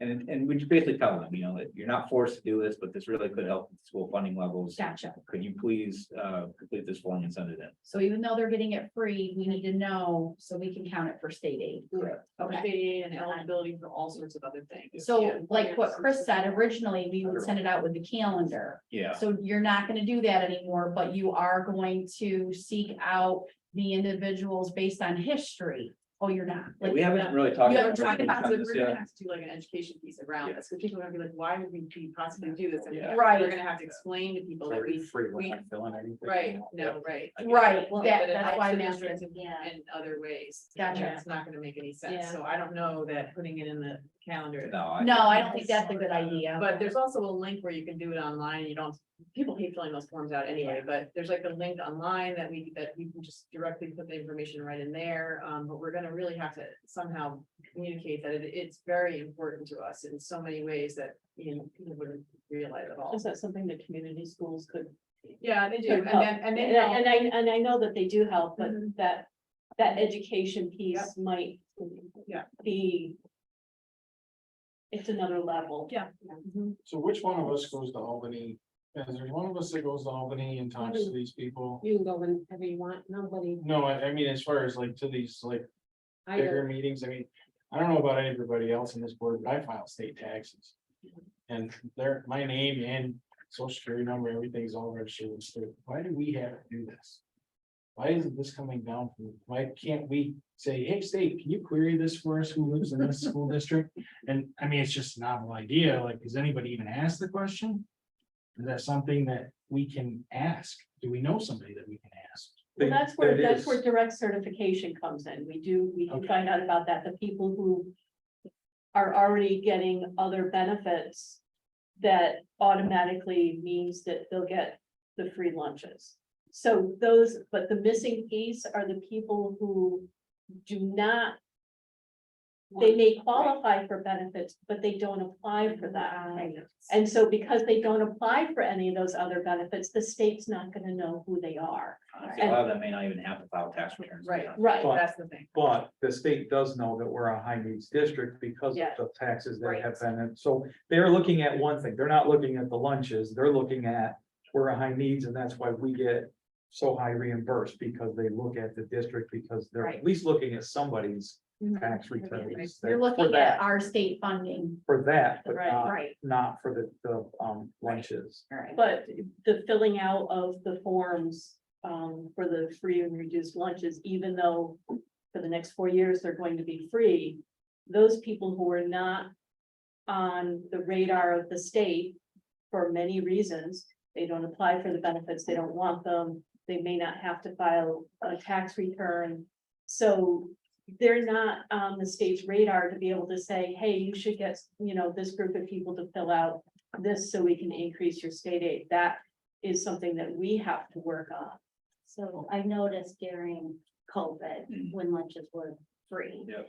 That you all did send out the forms still that, and requested that people who are eligible, should still fill that out. Right. Yeah. Now, did you, I'm not asking for specific numbers, but what did you see coming back at that time? People filling it out? Yeah, I wouldn't have the top of my head. I mean, I know we get, a good amount with outreach back to us. But I think we were all kind of. I think our thought for years was we should have always qualified for free and Right. breakfast and lunch. If we got in everything that we were actually possible for in our community. I mean, there's just some people that doesn't matter, what you ask for, it doesn't mean you'll get it. There's also a stigma, right? Yep. And unfortunately, everybody has like their own point of view on that. Well, from my standpoint, maybe instead of us, maybe we change the title, hey, help our district. Mhm. Don't do free and reduce. Don't put it on there. Just say, help our district, get more money from the state. Yeah. Put that at the title, big letters. Right. I mean, these people that don't want to have that stigma associated, and God bless them, they're working really hard to do that without the help. Yeah. Maybe it's like, well, I can help out and maybe make my taxes a little bit less in the short term, so. I don't know, maybe that's a better way, is at least saying people might not have the education. Or the ability to afford the time to fill out said forms. They might be working 3 jobs, so they just circular file. Yeah, I mean, it's a great point. Again, I think we know we have to do a better education on this, especially around the free meals now. And again, to the board's point, I think last meeting, we talked about school lunches in general. We did reach out to the BOCES food service team. I think we're trying to get them here in the August board meeting. So some of these questions would be great for them as well. But their purpose will really be talking about the nutritional guidelines and how kind of the menus are created and to hear really the board's perspective on what you guys hear in the community. So again, we did reach out to them. Those folks will be here, but some of these questions would be great for them too at that time. Although I don't think their perspective. If food service really gets the bigger picture for funding, like some they'll often say, well, you don't have to worry about forms anymore. I'm like, I No, do. right. Yeah, we have a lot more. So I like Tom's idea and maybe spin it in a way that we're asking for Yeah. your help. As opposed, like somehow maybe figure out a way, and if you guys want the board to look at it too. For any feedback, but I think the spin on the approach might be more helpful than. Here's a traditional form you guys are used to getting with your calendar, you have to fill it out, but now they're gonna think they don't because it's free, you know what I mean, but. Maybe just enough information, not too much though, because I find if it's too much, they just forget it. We're getting free lunches, I'm not gonna take the time, but if you keep it short, sweet, to the point, why you're asking for this information. Your return might be higher. There's certain items you have to have. Okay, well, you would know that, but I'm just, again, I'm trying to simplify it. Yeah. Because sometimes if it's too much, it's overwhelming and they're just ready to let it go. Yep. Just good discussion on that though. But I'm very excited about this. Shall we vote? Yes. Okay. All those in favor? Aye. Any opposed? Any abstained? Okay, approve the non-resident student tuition rate for the. Oh my gosh. 2024 school year as follows. K through 6 went down. A little bit. Good Eight- lord. $8 for K through 6 and $3,762 for grades 7 through 12. May I have a motion? Thank you, Chris. Second, Thank you, Tiana. and I know, Zach, would you please explain to the board, the crazy number? How come I knew this would be a question? I don't make this formula. Next fall. No, This he, is out. he understands how it works though. So again, non-resident tuition rate, there's a whole bunch of data for school districts. On the New York State Education website, all kinds of financial information, more than you can ever wish to gather. One of these forms, templates, it spits out what every district's non-resident student tuition rate is. Clearly this year, $8 is a bargain.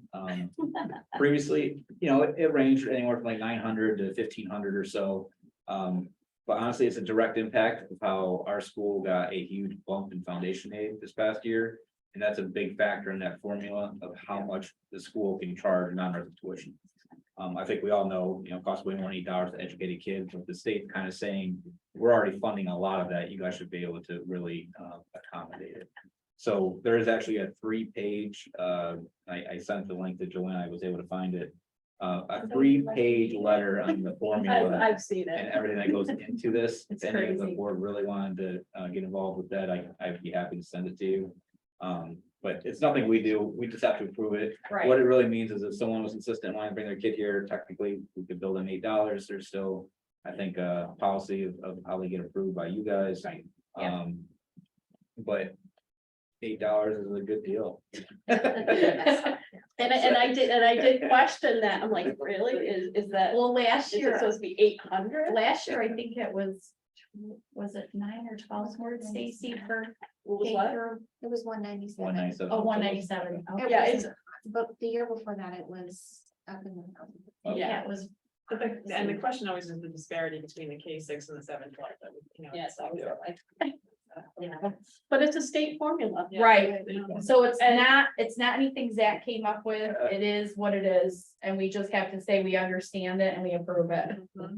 And like you said, this is the first year that foundation aid is Yeah. really been basically funded at the level it's supposed to be. And we have been fighting for that for years. Yeah. Yep. So good job on that, Zach. $8. I'll do what I can. Somebody can buy a coffee. There you go. Funny kid. Send you to school for a year. My goodness. Yeah. Sixth grade, 4 years. Yeah, the average across New York State, I think is 24,000. For people expenditure, yeah. Highest in the nation. I think. Yep, we are. Except for California, I think. Christian, okay, too. Are we all in favor? Yes. Any opposed? Any abstain? Mileage reimbursement rate, establish a mileage reimbursement rate at that amount allowable according to the rules and regulations of the Internal Revenue Service for the 2023 to 2024 school year. May I have a motion? So moved. Thank you, Chris. And a second? Second. Oh, thank you, Tiana. Any questions or comments? All those in favor? Aye. Any opposed? Any abstain? Ours got changed that to 22 cents a mile. That's very, Cortland? That's all you're getting? pushing at 65.5 cents right now. Wow. We're at 72 You cents. have to use a state vehicle, and if you don't use a state vehicle, you want to get 22 cents a mile. Fly for the state vehicle. Here. It's crazy. So, Okay, approve the following job titles requiring district-owned cellular phones. The cellular phone contract is included in a service purchase from Brum Tioga Bose's for the 2023-2024 school year. Bus garage 5, maintenance A 3, maintenance grounds 2, maintenance worker 1, maintenance supervisor 1, maintenance mechanics 2, and transportation supervisor 1. May I have a motion? Thank you, Chris. I have questions. Wait, we have to have a second first. And then you can ask. I'll Second, Okay. any questions? Yep. Go ahead. The 5 in the bus garage, are they school employees? No, there's certain routes where there's not reliable radio service, which we are trying to improve. And these aren't honestly great phones by any means. Right. They're flip phones, to be honest with you. But it's something else where if a driver wanted, they have the ability to take one with them. Nowadays, again, most drivers are comfortable to use their own personal cell phone, but at school, again, we still have to have those available for anyone that would feel comfortable or not want to use their own personal phone.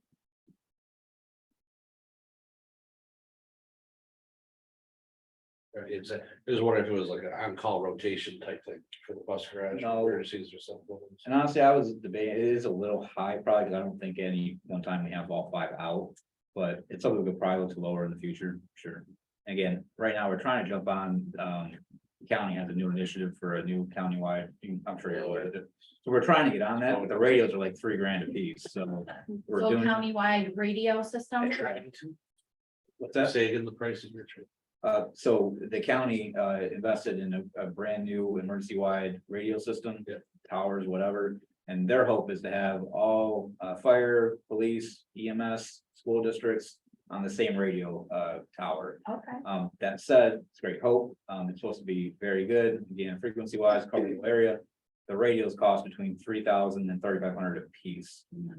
So again, we have 50 buses, and you try to magnify that. And that's for the handheld radio, that's not for a permanently affixed in the bus. Yeah, so we're looking at some of our grants we've been able to get through like the school safety, school violence prevention, things like that. Where we've been approved, but these radios.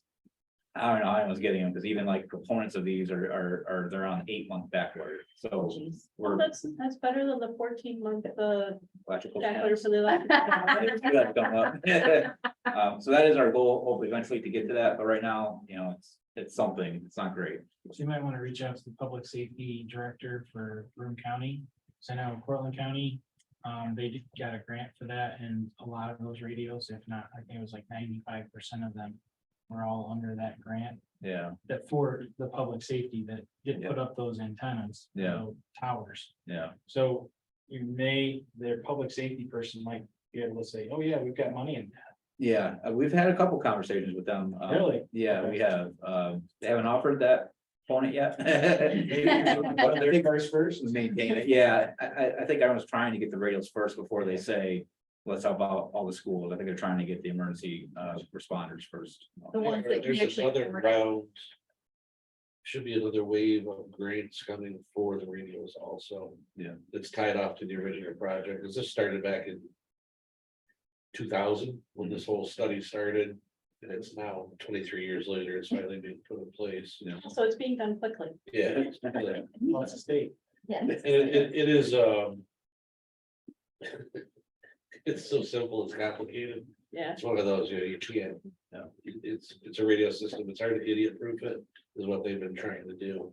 But I have to look into that. Because I know some areas, even like DPWs were included in getting Yeah. a limited number of radios. We got, our SROs have them because they're county employees. Yeah. So again, we do have a couple in the district, which is nice. But yeah, we've made a purchase for 10, now it's about 5 months ago, and we still are expecting until September. And we were gonna try to get those to admin at first, so they would all have that connection. But the buses are obviously a long-term goal, to get those all equipped. I'll put you in touch with the Motorola Yeah, we have a contact, that's who we're, for the Northeast, there's a new person now, okay, They yeah, are. absolutely, I'll take it, that they have funding solutions, not yeah. loans, but they'll finance your grants. Yeah, I'll send that right to our grant coordinator and have her go to work on it. When her, So everyone, thank you. Thanks, Eric. Yeah. Any other questions? All those in favor? I, Any opposed? Any abstain? Approve the following credit cards for the 2023-2024 school year. They are all issued to Whitney Point Central School District, Wegmans with a $500 credit line, Wex Bank, which is Speedway, for $17,200, Sam's Club, $11,500, Milan Financial Services, which is NBT Bank, for $5,000. May I have a motion.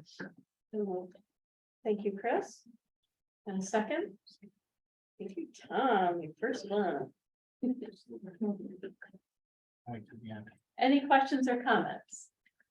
Again, this last policy or last meeting, we had the actual policy for credit cards that we updated. And that's where we took out the credit lines in the policy and said we would be doing it at the reorg.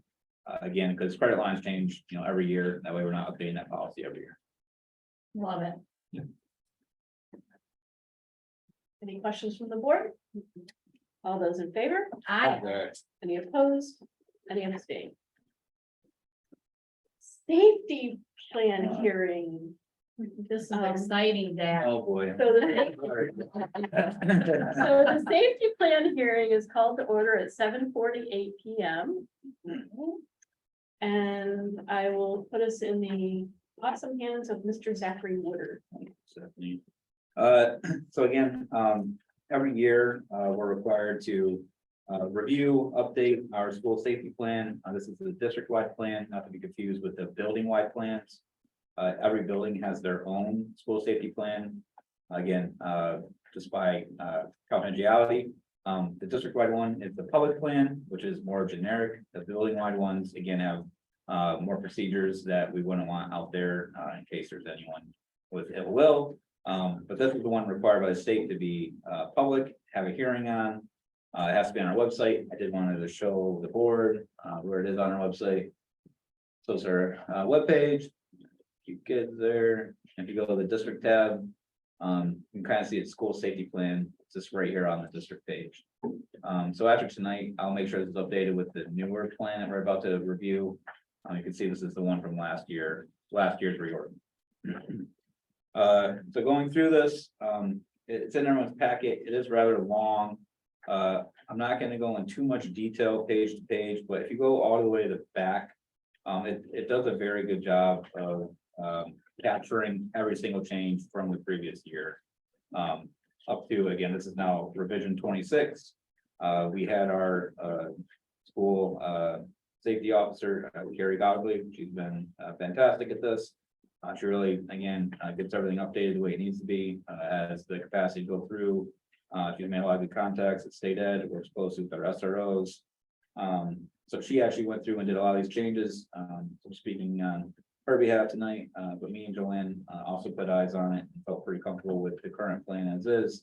So what this is, again, I'm gonna open this up with the plan. This is the open of the hearing. I'm gonna show you and read through the changes that we're proposing. A lot of it's more grammatical than anything. And there's just some switching of providers or maybe a procedure here or there. But what that does is, tomorrow we will update, the website with the new plan. We'll have a comment section on the website. There'll be a 30-day period for anyone from the public that wants to comment on the plan or have ideas. They can do that, and then next board meeting will be the end of the hearing, and we'll go through the final updates and we'll approve it, which we need to do. And again, upload the new approved plan to SCD. Sorry, I know that was a lot.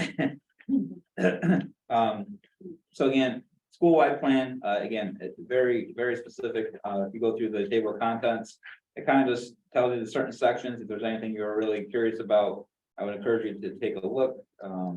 We always try to update the emergency phone numbers and who might be contacted in the event of various scenarios. Again, just in the essence of time, I'm gonna go right to the end and just kind of talk about what is being proposed for the change for the current year. So on page 12, implementation of school security was updated. And we've had this for a few years. It just didn't get properly reflected in the plan. And it's probably not a fair statement because during COVID, the procedure kind of went out the window. So what we reinstituted this past year and what we're going to be doing for all visitors going forward. And we're also running every single contractor on the project through our Raptor software, which is great. For all visitors will be required to show a valid government issued ID to sign in through the Raptor Visitor Management Software. Raptor is a visitor management system that enhances school security by reading visitors' driver licenses or other approved state issued IDs and comparing information to a sex offender database by alerting the school administrators. So someone comes to the main office, hi, sign in, have your driver's license, they plug it through. And then if for some reason that person's on a place that they're not supposed to be on and listed, the screen pops up with a warning, get an administrator, get an SRO. So secretaries are all trained in this, they know that. And again, that way we know we're not letting anyone that shouldn't be in our school buildings. So it's actually really neat software. Once cleared to the system, a visitor badge is produced. Again, it's like a little sticky badge, put on you, which is nice. It's got your picture, name. Once cleared to the system, a visitor badge is produced, it includes a photo. Raptor Visit Management keeps track of the person's name, destination, time of arrival, and departure. Each visitor we supply with a visitor's badge produced by Raptor. So we added that into our emergency response plan for, again, just an additional safety procedure we are now implementing. Can I just ask something about that? Sure. I go into all kinds of schools and I get stuff like that and I walk out. I mean, I would think they'd want you to hand back whatever you have on ever, The sticky thing, anything. Okay. The badges, the stickers, Whatever. anything. But is I it mean- like when you go into hospital, it's just valid for that certain time? Is that how it Well, works? that one, it's still a sticker, but I mean, it's still, when teachers are looking, if you have a sticker on, then that means you've been cleared. And I'm just saying, I don't know, I always destroy mine when I go out. I always like, do you want it? No, you can take it home. Yeah. I'm Put just, it in your scrapbook. no, I just but think is that. there a date on it? Maybe if there It's was, not- Say a date or But a it's not the color? date, it's the Like thing the that if I'm walking in a school and I have something on that I was giving and somehow I leave and come back, Right. somehow I got in, right, they don't look at the. they don't look at the It's date, fuzzy, right? it's your license Sure. plate, it's your license that's on here and it's fuzzy, Yeah. but if you have it, I'm just saying That's a that. really valid point. I think though, for our perspective, we're still encouraging everyone that's a visitor to come in through the main door. Right. That sticker's not gonna get you through the badge reader. So if someone came in with the sticker already, the secretary should say, I still need your driver's. I'm just saying, license when you to-" leave, I was always up to me, personally, Yeah, I'm like, take this, please throw it away. yeah, Because I mean, if you Probably have to good pass practice. outside Yeah. somehow, if you ever got back in. I just think that if you're gonna go through all this trouble to do this, and then that's the one little part where they're not doing something that probably I think should be done. It seems kind of It would be hard. If you were doing like a color of the day, you would know, oh, he's got a purple Right. badge on, it was issued today. And there are Yesterday was stickers that green. when Oh, they're he's got exposed green. to sunlight, Mm. they turn black. I don't, I'm just saying that I've been doing this for years. I go in and I've seen it go from, you go into any door and now you have to come in. And like, give you your license, oh my gosh, it kind of huge, here's my license, and then I go out and I'm like, do you want it? No, whatever. Yeah. It just. No, my head's already kind of circling how we can address that. Let me reach out to Carrie.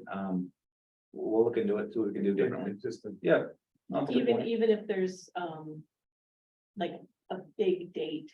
Yeah, I wonder if there's a way we can make that bigger, larger on certain sections of that, I'm just something. saying, before you go out to throw it Yeah, away, the you have to take it week back. Yeah, Or like Tom I'm just says. saying, make that when it they that you hand them have to me, I try to give them back or have a garbage can. Most of the places don't even have a garbage can to throw them out. Like, I don't even want this. I don't want to have this. I'm gonna leave. Or you could hold their license and they pick it up on their way out. No, that's a no, okay. Yeah, yeah. I don't know, I don't know, I don't know, but. We're not the state.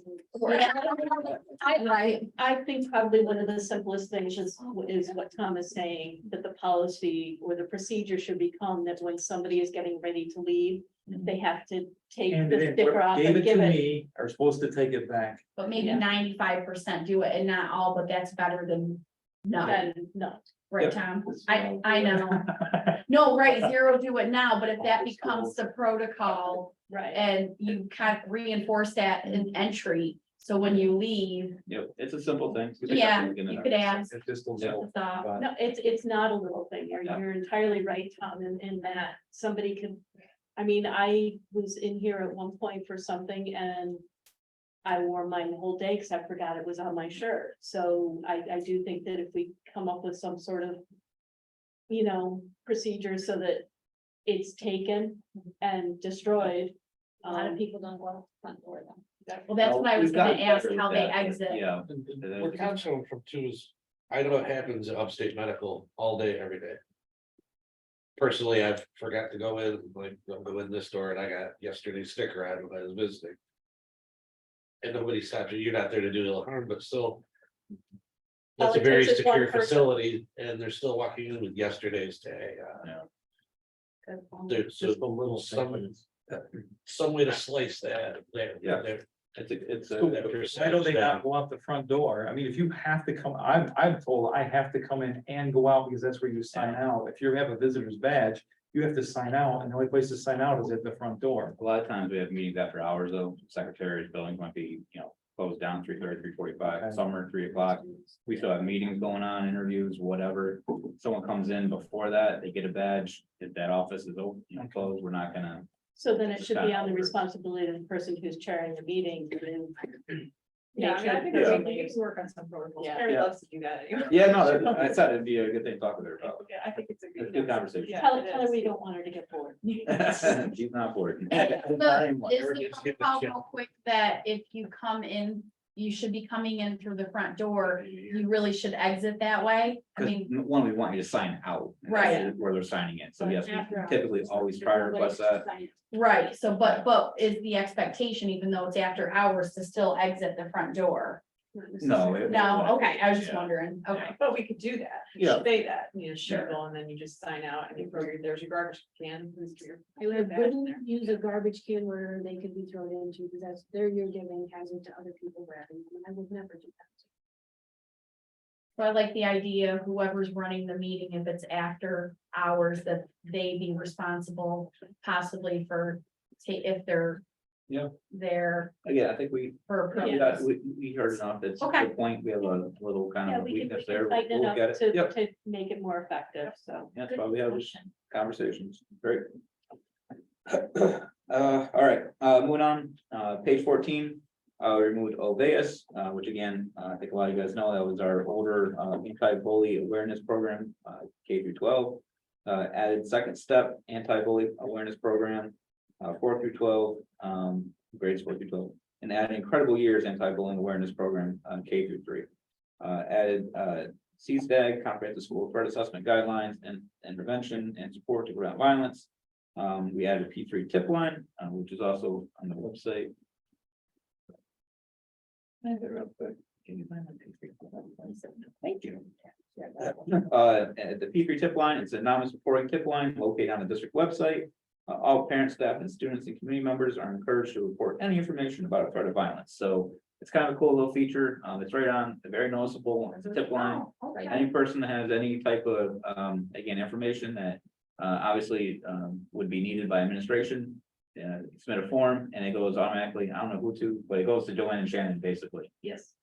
And then that's how it will get addressed, and I think it's almost instantaneous. It's also on the DOS page and, I think each school has a marketing. Yeah.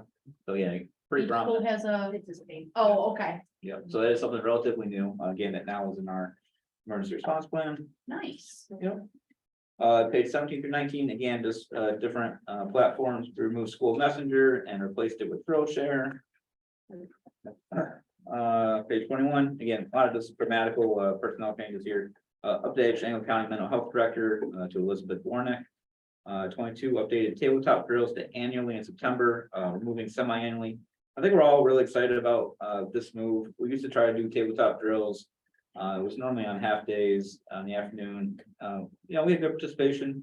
But doing a tabletop drill and in March doesn't have the same impact as when everyone's back in September. You want to have those as early as you can in the year. Again, so if there is something, people know and have that fresh in their head. So that was really the thought around it. That was actually an idea by Carrie, which we thought was great, and Good idea. we instituted it. Technology director, again, a couple staff turnovers, Rob Connington, he's our buildings IT guy, added in SRO Mike Kelly, who was new this past year at TRA. And then again, our new SRO, Brad Solomon, who will be the CEA SRO starting in September. Yeah. 31, again, another reference to Skillshare, the school messaging platform. I don't like that I'm already gonna update that on page 32, updated the website. Again, this is old links for coronavirus. It still has to be in this plan. So basically updated the new link that's required. And again, anyone that wants to look at that, feel free to look at it. Page 35, we updated Boone County Sheriff to Fred Ashgar. Page 37, again, just update the district safety committee and include all the new personnel and staff movement. So new SROs, remove some people that retired. Okay, we'll do all that. And then again, pages 39 through 47, again, this is an actual printout from the state that they ask you to insert in the emergency response plan. So we updated that with the new required verbiage. So that's really all the changes we're proposing for this past year for moving forward. Again, for our community plan, for our public plan, I should say. Again, the building wide plans also have changes, which again are a little bit more confidential just to their nature. So again, tomorrow we'll put this with all the new changes on the website. We'll put a little tabby in there for comments from the public. Keep it up for 30 days. Next meeting we'll go through. I'll let you guys know anything that we may have gotten the comments, and then we'll kind of just list out in the agenda all those changes, so I don't have to, you won't have to hear me talk about them all again. And then hope I'll have something else new for you, Tom, on a procedural change for getting those badges back. Any questions? So I waited through it Sure. and so SRO, that's Security Resource Officer. Mhm. So that's Full resource. Oh, yeah. School, Sorry. Yep. School Resource Officer. So is there one in each school? There will be in September. No, we just hired a new one Oh, okay. in the CEA, right? Correct. So CEA, TRA, and high school. Yeah, and honestly, we have grown this a lot. So I think we've had now Steve Noyes in high school for about 4 or 5 years. And he's been phenomenal. Yeah. But he was really wearing multiple hats, trying to go all these buildings. We had Mike Kelly on the TRA this past year. He's been again fantastic. We had a couple incidents this past year where there were just lockdowns where a random threat in the community, we were made aware. And the problem was Mike was great down there at TRA. Steve did great up here, but he was really running back and forth between 2 buildings. So it wasn't really like a knee-jerk reaction, but it really is a benefit to just having someone that has that home in one specific building. And then again, it's all about the relationships they build with the kids. Yeah. So, the more they're there in one building, it seemed to make sense. And again, it's just one extra person. If Steve or Mike are ever out, you have kind of someone else around, Right, definitely. Just to speak to the impact it's had. I happened to be here about 2 weeks ago. I think you and I had a meeting. And as I was going through the high school office to sign out, 2 young ladies came in and were talking to one of the secretaries, and they're like, do you know where Officer Noyes is? And they're like, well, he's probably in his office at this point. And they're like, no, we checked his office. and secretaries asked, is there something? No, we'd like to talk to them about something.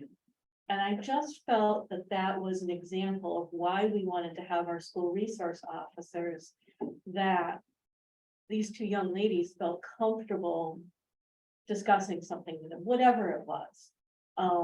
And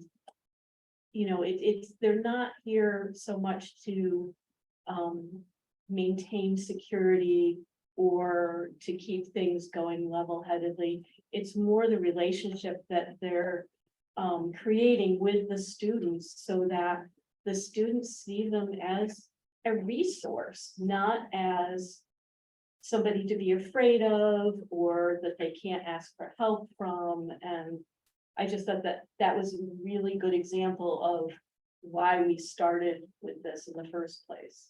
I just want to have one more example, because I will piggyback off that, and I don't remember what day it was, but I was at the TRA or something, and Officer Kelly was outside for bus dismissal.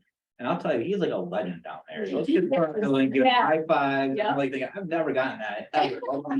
You know, Well, like. it's a particular student who Yeah. wears costumes and Officer Kelly are. I just think it's great, so. There are some nice pictures also on Yeah. this, on the website. Yeah, I do think that's really nice. Yeah, it's pretty cool. So board, when we leave, we have to high five. Price all the time. Right. Here, So remember last meeting, I wanted to raise your salary. Yeah. Because you save us so much money. So as part of the summer reading program at the library, the theme this year is all together now. And so I've been I want to focus on community and community helpers and kindness and giving back. Oh, And nice. so for preschool story time, over the 8 weeks, I'm attempting to have somebody come from each special type of community. You weren't the one, it's not you. Ted gave me some other options to look into. Good. But normally my thought would be to contact the state police to see if they could send somebody. And basically what we're doing is I have a series of books, let's meet a police officer, and then a short craft, and then so that the kids can interact with whoever ends up coming. And then it was like, no, why am I going to ask the state police to come? Why don't I spoke with Officer Kelly and Officer Noyes, and I said, hey, this is what I'm doing. I would love the kids to be able to see you outside of school, and I'm gonna be getting some pre-K kids in who may not have met you guys. Why not continue to foster that relationship? So later this month, they're coming That and is they're a gonna great read the idea. book and do the craft with the kids and, talk with them. I think that's excellent. It's just, I think it's fabulous that we have it. Yeah, absolutely. You ready to vote? Yes. So you're okay with adjourning the hearing? Absolutely. Okay, it is 8:08. May I have a motion to adjourn the district-wide school safety plan hearing? So, thank you, Chris. Second. Thank you, Tiana. All those in favor? Aye. Any opposed? Any abstain? Okay, we do have a need for an executive session. Super brief. It will be at 8:09, and we are going to hear discussion on contractual. I'm so glad I need to stand up. May I have a motion? So moved. Second. All those in favor? Aye. Any opposed? Any abstain? That's okay.